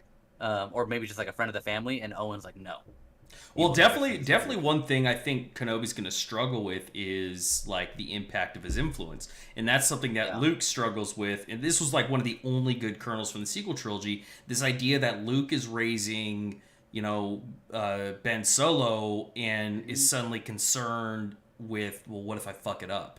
Yeah. It's that's definitely a big concern. And I'm sure I would like it if that's something that Ben explores, in this. It's he's struggling with his own desire to be involved. Well, shit, look what happened to my last Padawan, Maybe I can be just a non-Jedi influence on this kid's life. Yeah. And I wonder if that line from the Inquisitor, Jedi can't control who they are, or, whatever it was. Yeah. It may be speaking to that. It's this Obi-Wan guy is going to be trying to do Jedi shit, But yeah, okay. So then we got to the Nari one where Nari finds Obi-Wan, recognizes Obi-Wan because he was a Padawan in the Jedi Temple, so he knows what Master Kenobi looks like. That makes sense. I would believe that. Nari then tells Obi-Wan he's going to die if he doesn't help him. Obi-Wan then breaks character and tells him if he wants to live, he should go bury his lightsaber in the sands of Tatooine. Rejected and defeated, Nari leaves Ben alone. See, that's kind of cool. I actually like that where he's just so over with the whole Jedi concept that he's basically just you should just bury your lightsaber and don't ever talk about being a Jedi. That makes me think of two things, and that's Luke chucking the lightsaber, that fucking Reagan. Yeah, but I don't give a shit who you are. That was hilarious. That belongs. Luke had terrible Luke had terrible context for that whole. He had no follow through. Yeah. Yeah. The Obi-Wan's makes sense, right? It also reminds me of Rey Skywalker burying her lightsaber in the sands of Tatooine. Yeah, sure. Listen. At the end of the day, we have to acknowledge that they are going to do tie-ins to the sequels eventually because they have to. It's their movies, so they're gonna tie threads in. It's just it's what they really don't. You know what they could do at this point? I don't think they've established anything that's irrevocable, right? They definitely could just do a press release and be like, yeah, you know what? Those movies weren't what they should have been, and so we're gonna shelve those and revisit that at a later date. In the meantime, enjoy all the content available on Disney Plus. Right? Disney's not known for acknowledging. No, of course they are not. Of course they are not. But in a perfect world. Sure. All right. So after being rejected by Owen, Obi-Wan returns to the wilderness, more alone than ever. Obi-Wan wants to connect with Luke, and he cannot. Owen is not exactly wrong, and he knows this. I mean, I think that's going to be a very interesting like plot line. Is Kenobi constantly struggling with how involved? Because at the end of the day, Kenobi knows that he could just snatch up Luke, and Owen's not doing nothing about it. You know? What I mean, like, he could just force push him against the wall, and the boys coming with him if he really wanted to. But also, I think Kenobi will also struggle with the fact of maybe the decision of like even bringing him there. Maybe he should have just kept him the whole time. You know what I mean? Like that would be a very like he's kind of like maybe like regretful. Like man, I should have just kept Luke and raised him myself. Mm-hmm. You know what I mean? Like, I think that would be an interesting conflict where he's like, he sees him being raised as Owen. He sees them struggling because they don't have a lot of money. They're moisture farmers. You know, he's not getting toys. And Kenobi's like, man, we could have just lived on a different planet, and I could have raised Luke. You know what I mean? Yeah. And so that would be an interesting kind of internal conflict he has. And maybe, I mean, imagine the conversations that could be had with him and Qui-Gon about Luke. You know what I mean? Where, you know, just talking about like the decision of bringing Luke there and all that stuff and how involved he should be. Mm-hmm. All right. First act, part 2, the abduction of Leia to trap Kenobi by the Inquisitors. So, Bail Organa shows up in Obi-Wan's cave saying that Leia was abducted and asking for his help. Leia being abducted was first reported by Jordan Mason. Abduction backed up by Star Wars News Network too. So Nari's presence creates a situation where Kenobi remaining on Tatooine is actually putting young Luke Skywalker at risk. Okay. At risk. Reva senses both Nari and Kenobi, although her compatriots do not. When Bail Organa asks Obi-Wan Kenobi to leave Tatooine on a mission to save Princess Leia, Kenobi realizes there is an advantage to leaving Luke's proximity. By leaving the world, he is protecting young Luke Skywalker. After Kenobi meets with Bail Organa and sets off on his journey, he treks to the spaceport in his disguise to rescue Leia. On the way, he sees the body of Nari killed and put on display by Reva and the Inquisitors.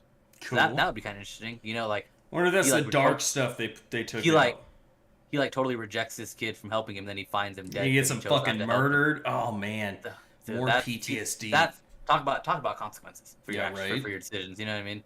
Like now I got to speak to something real quick because I'm starting. If these leaks end up being canon to the story, right? Yeah. This whole Princess Leia being kidnapped and stuff. You go over the first act real quick, part 2, the abduction of Leia. I'm gonna take a piss, and you go over that real quick. I'll be right back. Okay. Cool. You talk to the chat about it real quick. There is no chat. I'm talking to you. After the fact. Okay. Well, I have to pee super bad. So go pee, man. All right. We're doing a pee break. Okay. I wish I had some. You know what? I'm gonna fire up in here.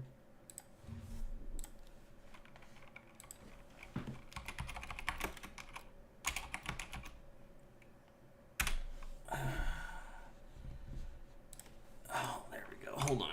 Gotta specify.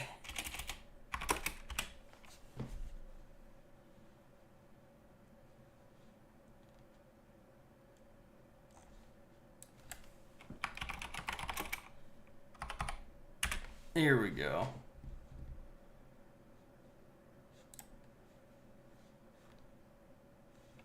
Gonna skip this ad in a second.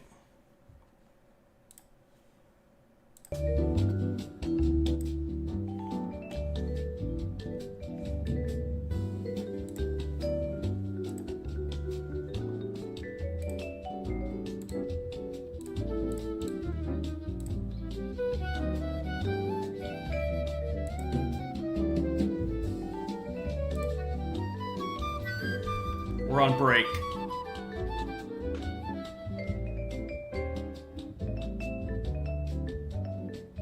So here's some good elevator lounge music.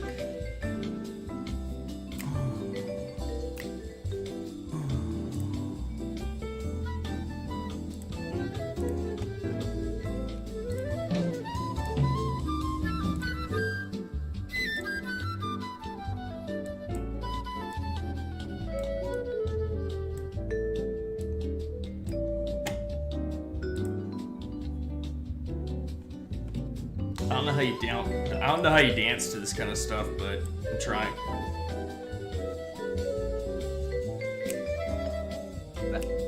And we are back, people. How you doing? How was your pee-pee break? Yeah, long. Yeah, it was. We got a whole minute and 12 seconds to do our 3 hours of jazzy elevator music. Oh, nice. Okay. Yeah. All right. Yeah, that's great. Because I think we gained a viewer when I went pee, so I'm the problem. That's.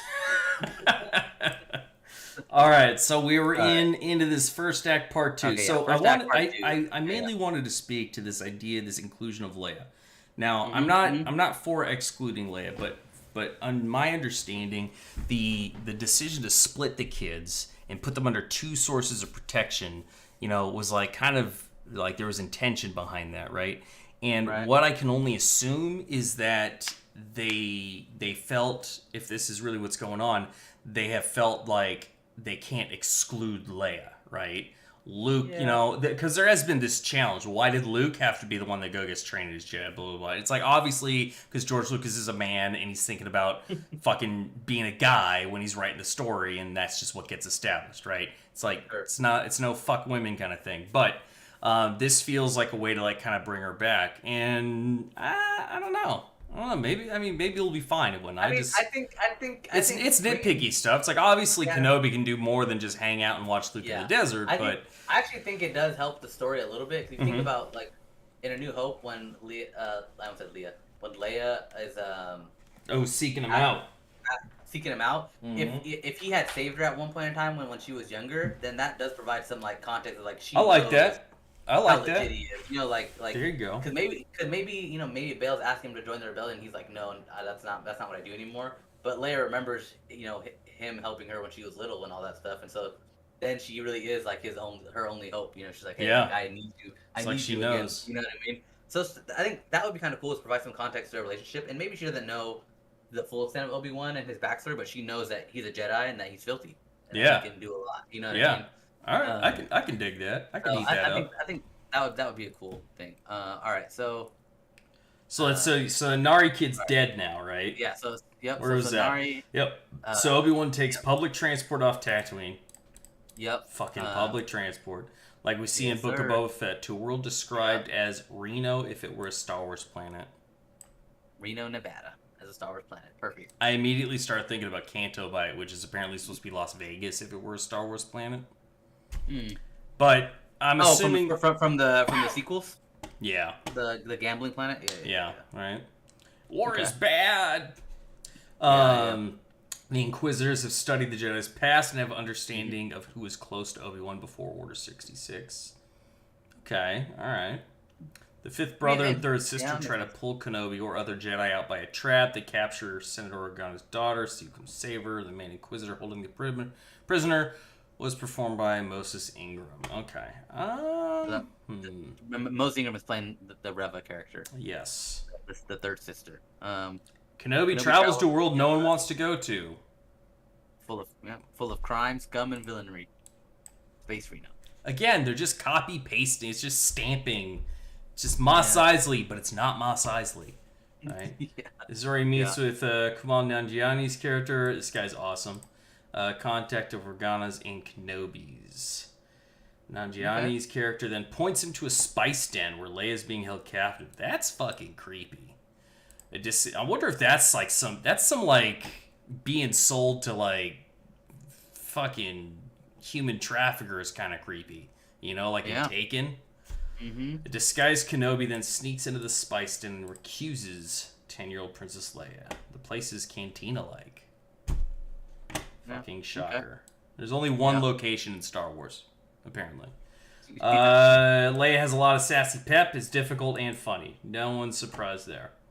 But what's going to make that? See, what made that with Leia is that Carrie Fisher was peppy, difficult, and funny. And on coke. And on coke half the time. It's a hell of a drug. This mission is what makes Kenobi's life very complicated, as if it's not already.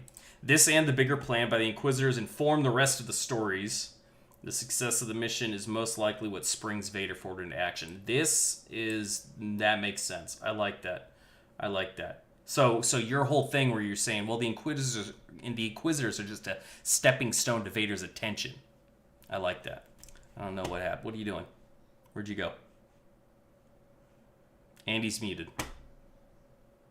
See, this is why I put my kids to bed before I start my super successful internet show with my friend. I'm back. Uh-huh. Yeah. Did your wife come in to show you boobies? Is that why you went off cam too? Because you usually just turn off the mic. Yeah. Where's he going? Oh my gosh. All right.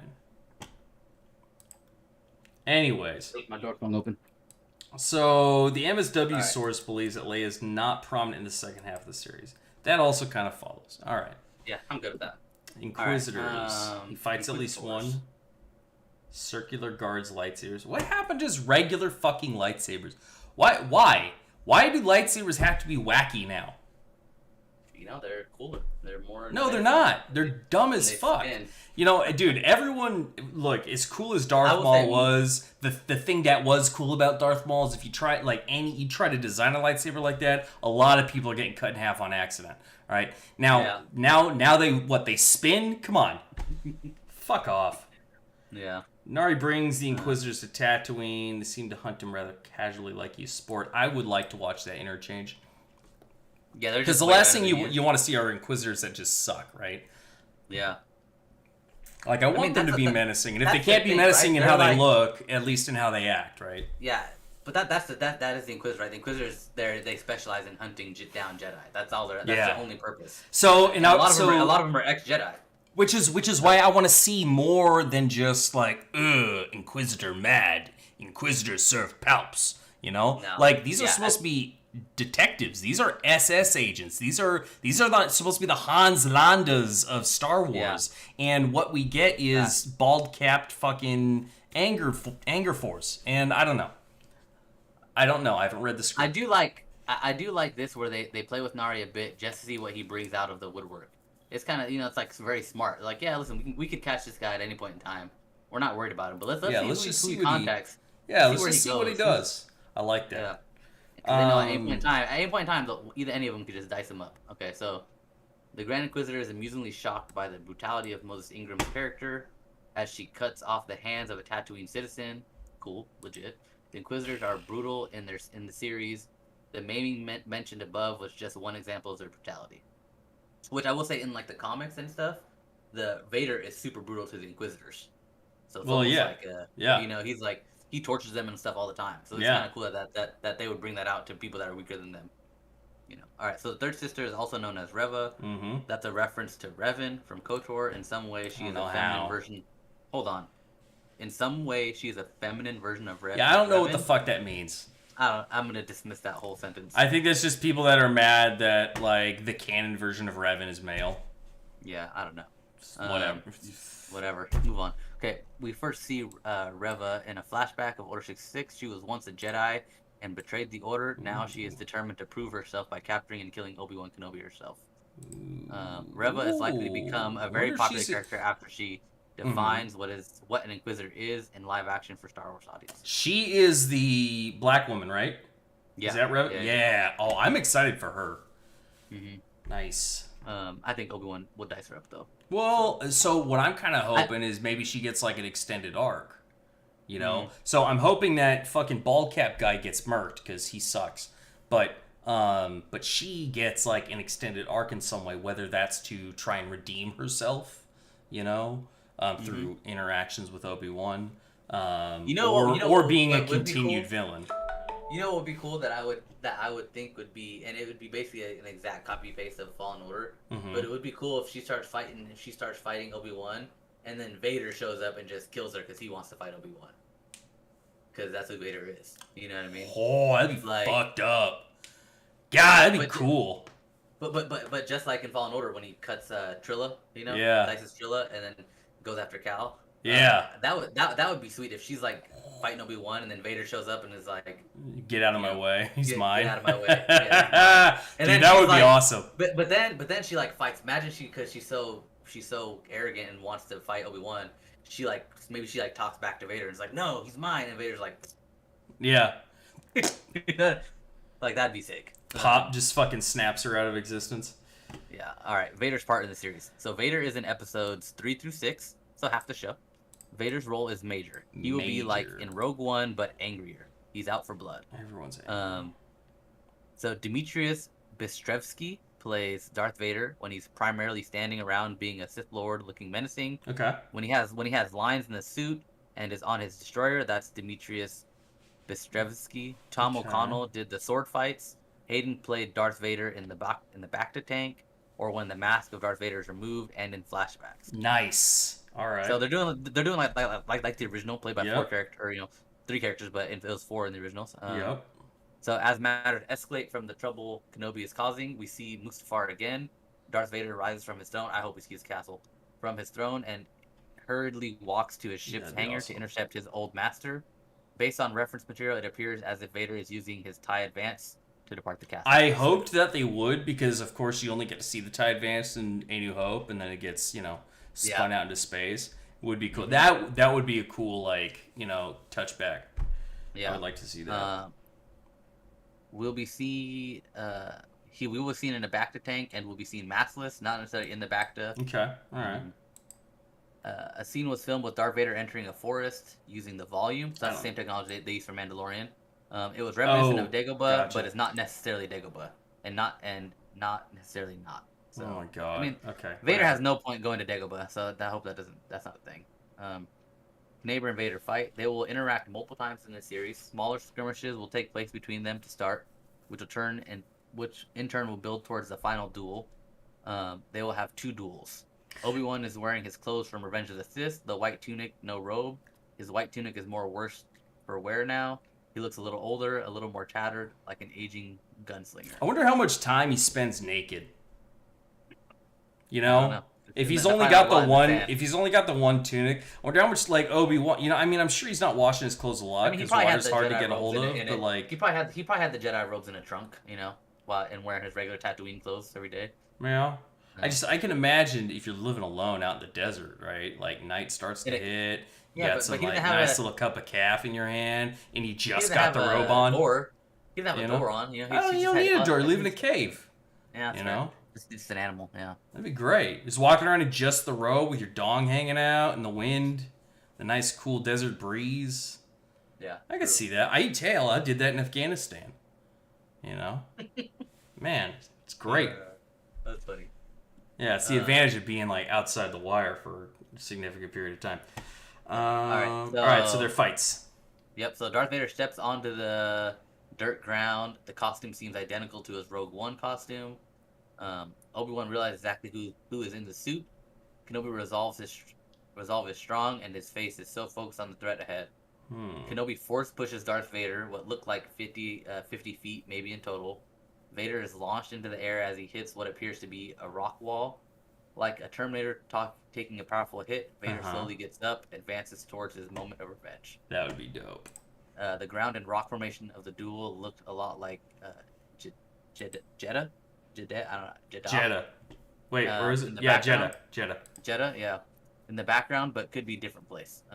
The battle took 2 weeks to shoot and is massive. The shoot took place in August of 2021. Hayden Christensen was not in the suit for these fight sequences. Obi-Wan and Vader do mega force pushes to one another during the fight. Mega So- force pushes. Yeah, I don't know what that means. That's fancy, dude.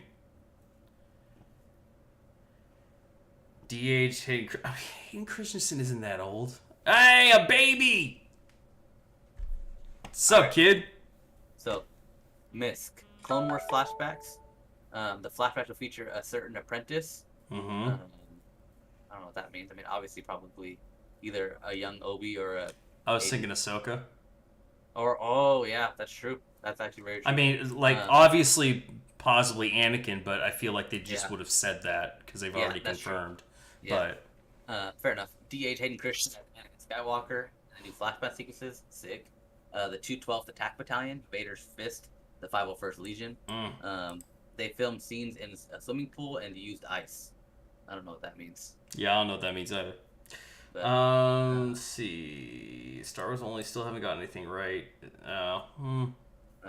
Okay. Okay. Well. Plot before early 2020 rewrites. Back in early 2020, the series went through major rewrites, and the writers were replaced. Joby Harold replaced Hossein Amini. According to rumors, the series was supposed to be mostly on Tatooine, with Sharad Het being the villain who went into hiding after Order 66 and joined a Tusken tribe. He sensed Luke and tried to kill him to prevent Vader and Palpatine being lured to Tatooine because of him. Ashrad Het is an interesting character. He's from like the he ends up being this he's a Jedi who turns into a Tusken Raider leader, and then after Return of the Jedi, like 120 years after, he's become Lord Crate, and he's like in command of the galaxy and shit.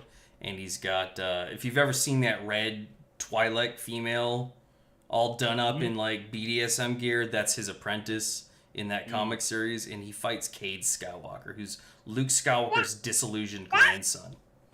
So that's an interesting series right there. That's one of the other comic series that I am familiar with. All right, and then it just goes into the sources. Okay. So I'm pretty. I mean, depending on what ends up being true here, I could be happy with this. No, leave those there. I'm a little bit more. I'm so mad at myself, Cape Corona. I'm sorry, man. Like, you're being all chatty and shit. Oh, and I keep forgetting there are even people here. I want to know. I want to know what you think if you're still around. What you might be worried about, but I don't want to just be talking about what we're worried about. I want to know what you're looking forward to as well, or what you've seen already that has you excited. We've gone over a lot so far. I'm pretty. I'm gonna let my hype level, go up a little, just a little bit. Yeah. I gotta keep it suppressed. I mean, they're definitely picking a good timeline. They have 20 years to work with. Yeah. And this takes place 10 years after Revenge of the Sith. Mm-hmm. So I'm really excited. I'm always down for a good PTSD story. Oh trauma. Yeah. So I'm excited. I'm really excited to see, because I mean he's just a great actor. So to see a different part, to see like the not so, because Obi-Wan, he is like the antithesis of like a Jedi, right? Like he watches his love interest get murdered right in front of him and doesn't turn to the dark side. He sees his master die and doesn't turn to the dark side. His Padawan becomes the freaking Sith Lord, doesn't turn to the dark side. Like he is like, he believes, you know what I mean? He's constantly going to the light side amongst all that. And so it'd be really interesting to see him not necessarily go to the dark side at all, but to be like kind of like on that line of like, man, did I like real doubt, right? He's like, man, everything I believe just nonsense, you know what I mean? Or like, like where did I go wrong? And I'd love to see him to see moments of like flashbacks where he's like seeing Vader or seeing Anakin kind of go a little too far, maybe during a battle in Clone Wars where he's a little too aggressive, or maybe it's like, because he was aware. Where he's like trying to figure out where did it go wrong. Yeah, where did it go wrong exactly? And like all those, because now like hindsight's 2020. When we spend 15 years telling him to suppress his emotions. yeah, exactly. Well, he also knew, or at least I can't remember if he knew directly or if they just hinted at it, but like about Anakin and Padme. It's like maybe he should have been more, forthcoming about that, or maybe he should have, when Anakin's saying that he feels, his mom is in trouble, whatever. He's like, don't let the emotions get the best of you, whatever it is. Like just all those things where he did wrong, and then seeing him interact with Qui-Gon and maybe even Yoda, because Yoda's still around, and maybe they're talking through the Force. You know what I mean? And I don't want to see too much of that. Yeah, I definitely want to see him interacting with Qui-Gon and like getting like counseling. I would like to see them have a turning point conversation for Obi-Wan. I don't necessarily need them to be like texting back and forth constantly. You know what I mean? Well, I mean, during this time, Obi-Wan's supposed to be training to turn into a Force ghost the way that Qui-Gon and Yoda do. And Yoda's but we're like 6 years into that, you know. Yeah, that's fair. Yeah, touche. So, and again, you don't want too much of like the ethereal shit, you know. That's why Luke's sacrifice in The Last Jedi is just so weird, because he's like not actually there to do it, you know. Right, yeah. And Obi-Wan is actually there when he does it. You know, he's like. Yeah, he fucking takes the lightsaber to the fucking to the whatever, you know. Yeah. He just disappears in the movie, so I never really understood what the fuck happened. But well, you know, I think Obi-Wan's so strong in the Force at that point that he literally just turns into the Force by choice. He's that's clear. I'm the Force now. Yeah, you know, exactly. The Force is with me. I'm with the Force. Yeah, I think it's interesting. I mean, the fact that they're gonna fight again is super exciting for me. You know, I really hope to see Obi-Wan kind of like really go at it. Now, obviously, though, what's concerning is like neither of these guys are gonna let the other one get away. So something has to happen to where one of them or both. Well, I mean, Vader's not gonna run away. He's just so angry and arrogant that he's just not. So Kenobi probably takes some serious. I don't know. Maybe he's defeated a second time. Well, they're gonna fight twice, so I think, and I didn't see it in this one, but I saw another leak or report earlier today, where it said that Vader basically wipes the floor with Obi-Wan the first time they meet. Maybe catches him off guard or something like that. Well, because he's all fucking upgraded. Yeah, $6 million man. Yeah, and then that's when Obi-Wan's like, okay, I need to get my shit together. Like, yeah. You know, Anakin's is back and he's more menacing than ever. So then Obi-Wan, like, maybe we get like a Rocky training montage with Obi-Wan. There you go. He's lifting desert rocks. He's like running through Tatooine in the hills. He's catching womp rats. Yeah. But then he basically gets a wipe with Vader and then gets away, and then that's when he's like, all right, I gotta go kill Vader. And then I think that's when he goes to, like, you know, freaking Mustafar or something like that. I don't know. But they fight again, and then that's when it's like a pretty even match, and then something happens, you know, or splits, or a crazy animal attacks him or something, and then Obi-Wan ends up getting away. But you know, I just can't imagine that's the one storyline that, or like the plot line that I don't know how they're gonna close that off, because I mean, so in A New Hope, Vader says, when I last left you, I was but the learner, and now I'm the master, or whatever, whatever the exact line is. But the key word is when I last left. You know, Anakin didn't leave Obi-Wan on Mustafar. Obi-Wan left Anakin. So there's a little plot hole there that they get to play with. And he says when he left, you know, he's apprentice and now I'm the master. So basically, Obi-Wan technically does have to beat him again, because he has to show that, you know, he was still the apprentice. So I definitely don't want them to see. I definitely don't want them to make Vader weak by any means. Like, it should definitely be a struggle, but Obi-Wan obviously has to win. It'll be interesting to see how they do that, right? Because if it's like a fair fight and like they both barely make it out of there alive, I mean, then Vader's dialogue in A New Hope doesn't make sense, because he wouldn't have left as the apprentice. Like, he would, if they're basically equals. And well, this is going to be how Vader perceives himself. Yeah, that's so true. We kind of get to determine, as long as they're not writing a scene in which we can't possibly envision him thinking of himself that way in that scene, then it would it could fit. How would you feel if Vader tries to do the high ground thing again on Obi-Wan out of arrogance, and Obi-Wan's like, "Well, I've been there, done that." I mean, Vader might be angry all the time, but he's not an idiot. You know, that would no. Yeah. Please don't. I don't know. I don't need callbacks like that. If I want to see that cool ass scene, I'm just gonna pull it up on YouTube like I usually do, or I'm just gonna watch the movie again like I usually do. You know? Yeah, don't make me do that. I think overall, I think it's cool. Like, I like that they're not really touching Luke. I think the Leia plotline, if it's done right, will be good, because it does tie some stuff into the future. Like, okay, Leia's gonna know of Obi-Wan or whatever. Yeah, and it does allow her to not be excluded as a character. You know, yeah. So, which and as long as she's only there for like an episode or two, and then boom, Vader's in the scene, and now it's just Vader versus Obi-Wan for the last 3 episodes. Yeah, like, I'm cool with that. That's a good. Boba Fett had a really hard time doing this, so if they can do this, where the first 3 episodes are like legitimate, like setup and kind of giving you like caught up to where the characters are at, why they're there, all that stuff, and then the last 3 is just freaking all out like Vader versus Obi-Wan, and then both of them trying to like catch each other or whatever. Like that's cool. Yeah. For one, that we know for sure, the fifth brother, which is the guy from Fast and Furious, I keep forgetting his name. The fifth brother and the Grand Inquisitor, they both live past this because Kanan kills both those guys. Oh my god. Ahsoka and Maul kill the fifth brother. Yeah. And then Kanan kills the Grand Inquisitor. So they both make it out, but Reva's new, and the chick with the hair stuff, she's new. So I imagine that both of them, or at least one of them, is gonna die because they have to have someone has to die, right? Well, also, if you have a lot of these connections being drawn between the Inquisitors figuring out what's going on with the whole Luke, Leia, Ben situation, like you can't. There's some loose ends you gotta like kind of tie off. But one thing I just completely missed is in Vader's line in A New Hope.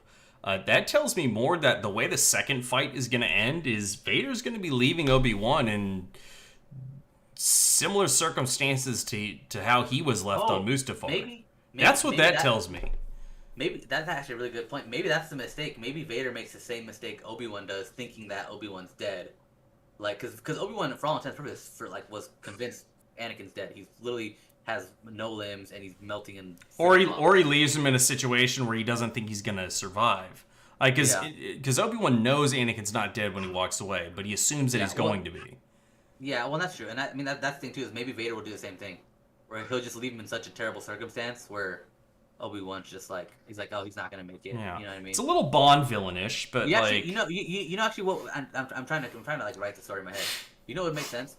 So Vader can't without using an immense amount of force, he can't just live without his mask on. So maybe he almost kills Obi-Wan and leaves him like he's basically like on his last breath, dying.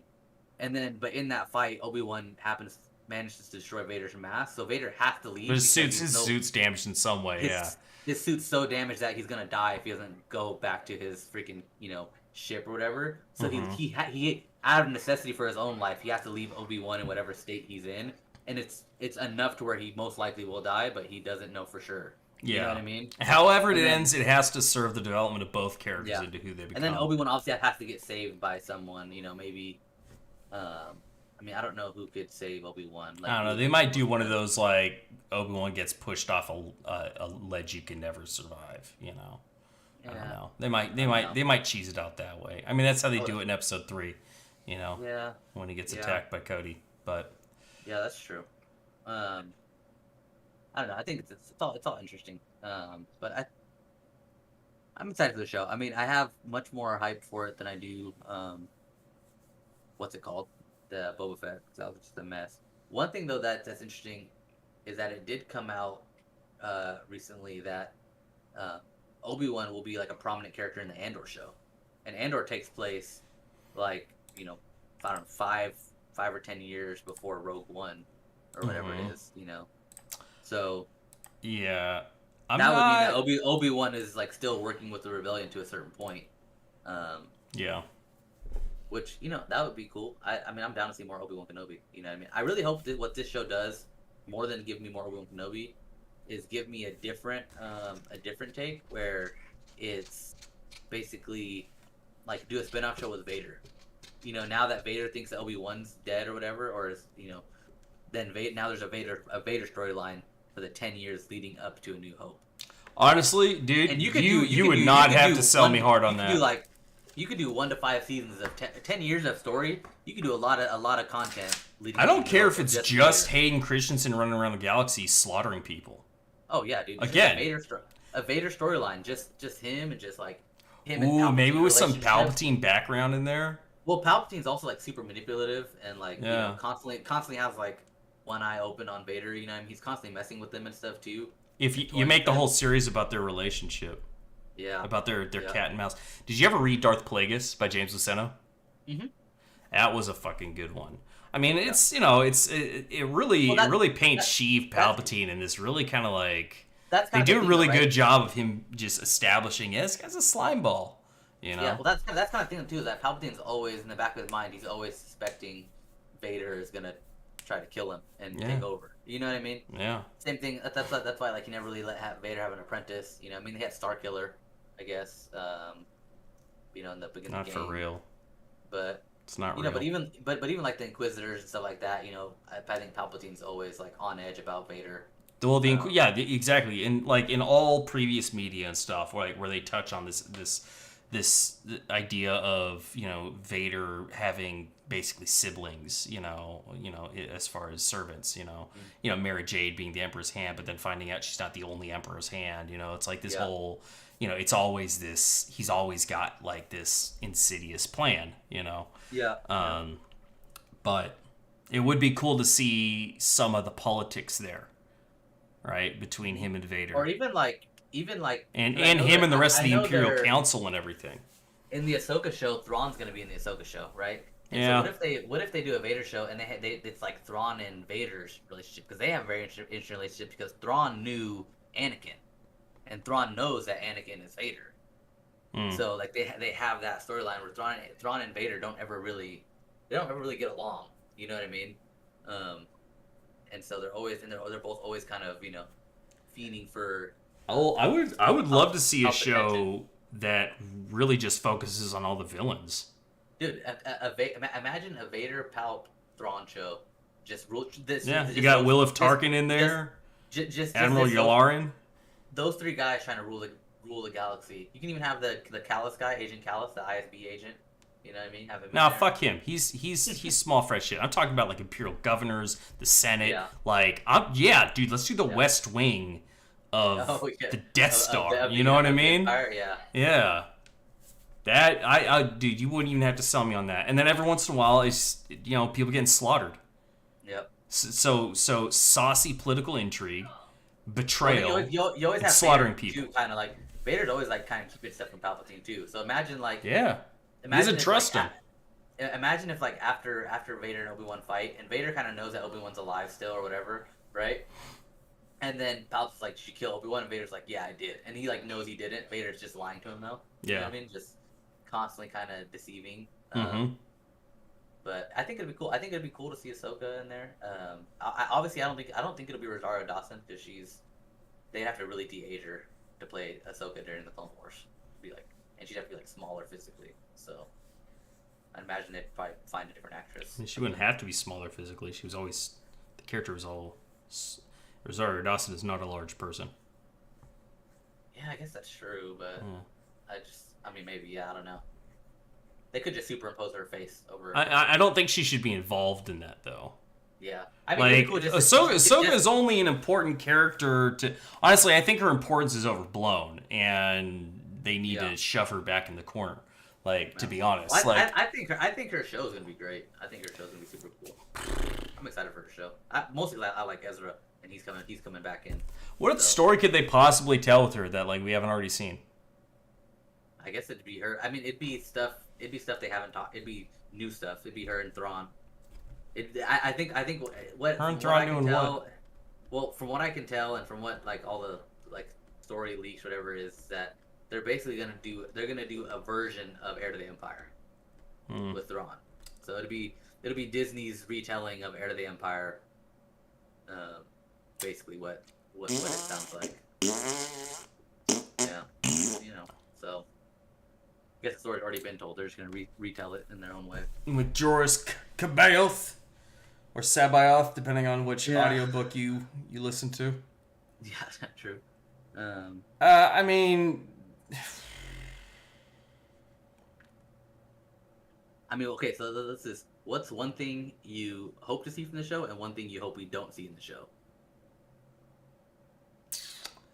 Like a must see, and if they do this, it's. I mean, a must see. I'm already getting that Anakin and Vader, or Vader and Obi-Wan interacting, right?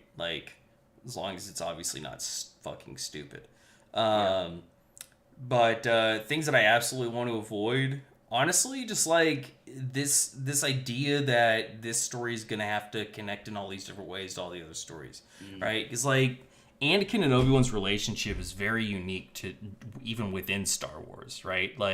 It's as unique as Vader's relationship with Luke, these are sacred. They take place, on a totally other level. They're not stories that you just, throw in the mud and toss around with all the other characters and, you know, with all the other storylines and things like that, right? They deserve a special place.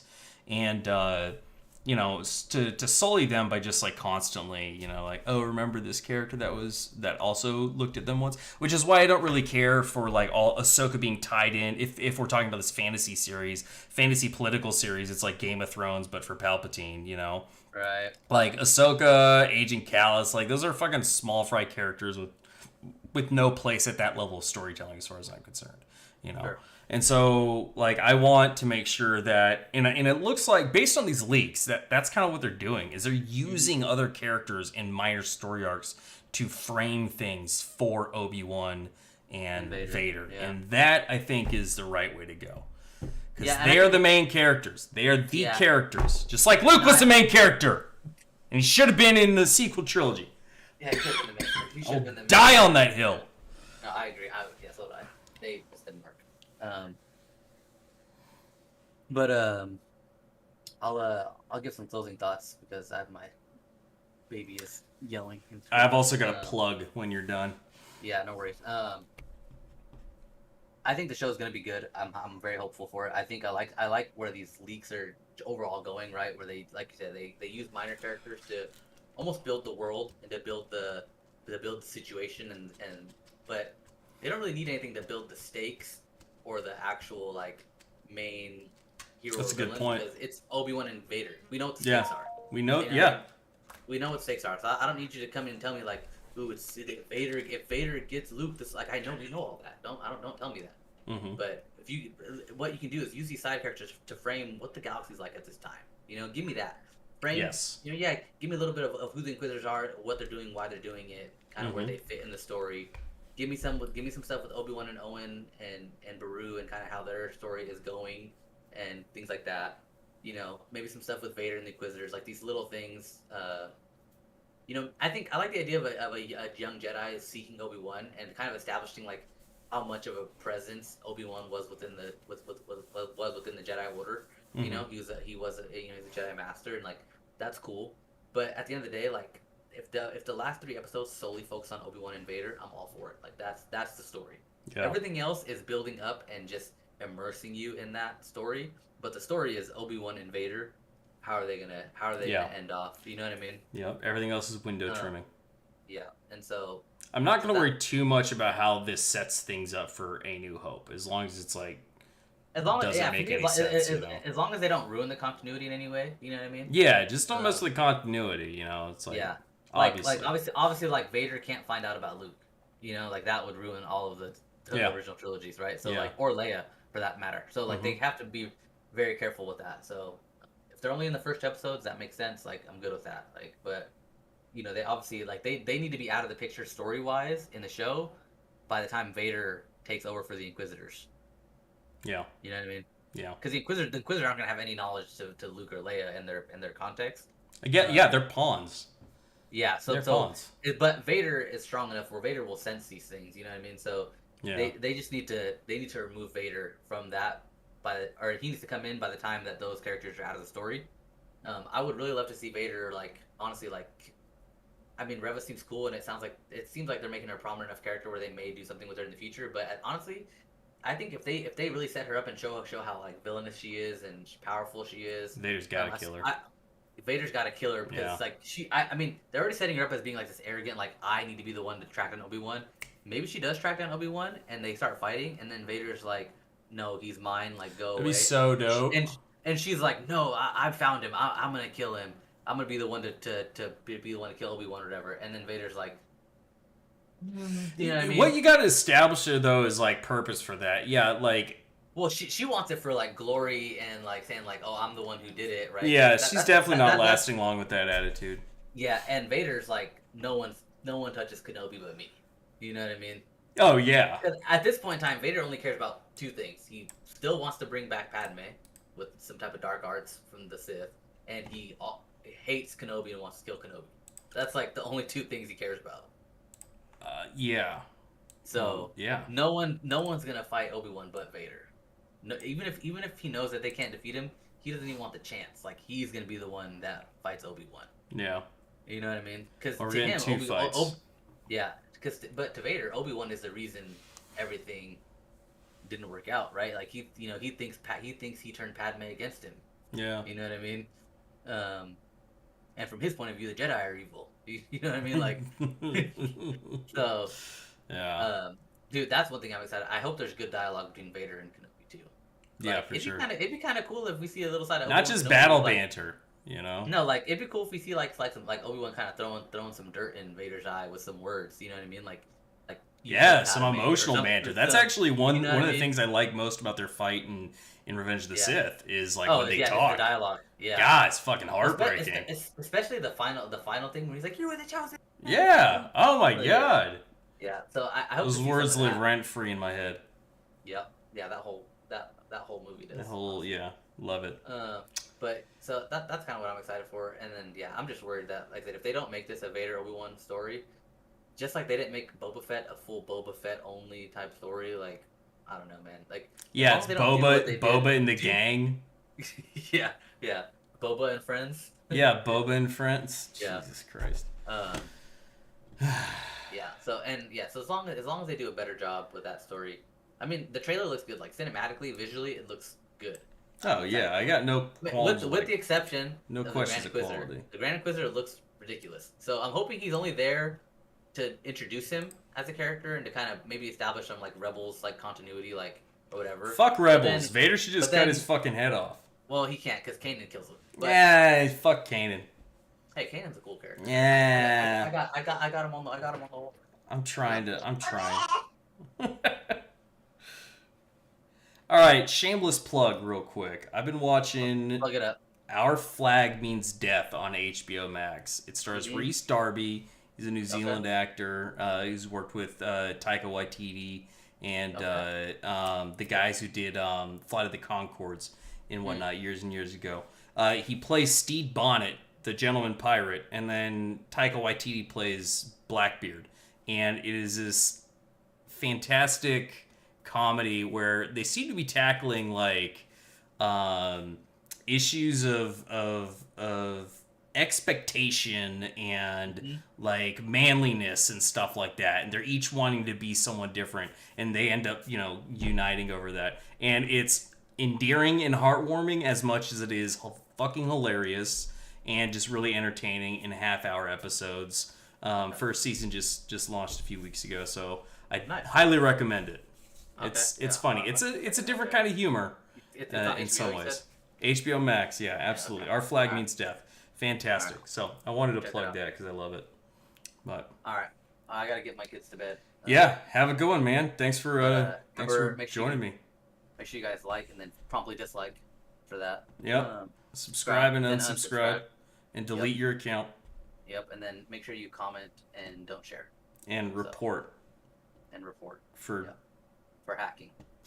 Yeah, for bad content. All right. Yep. Thank you all very much and have a good night. Yep. See you next week.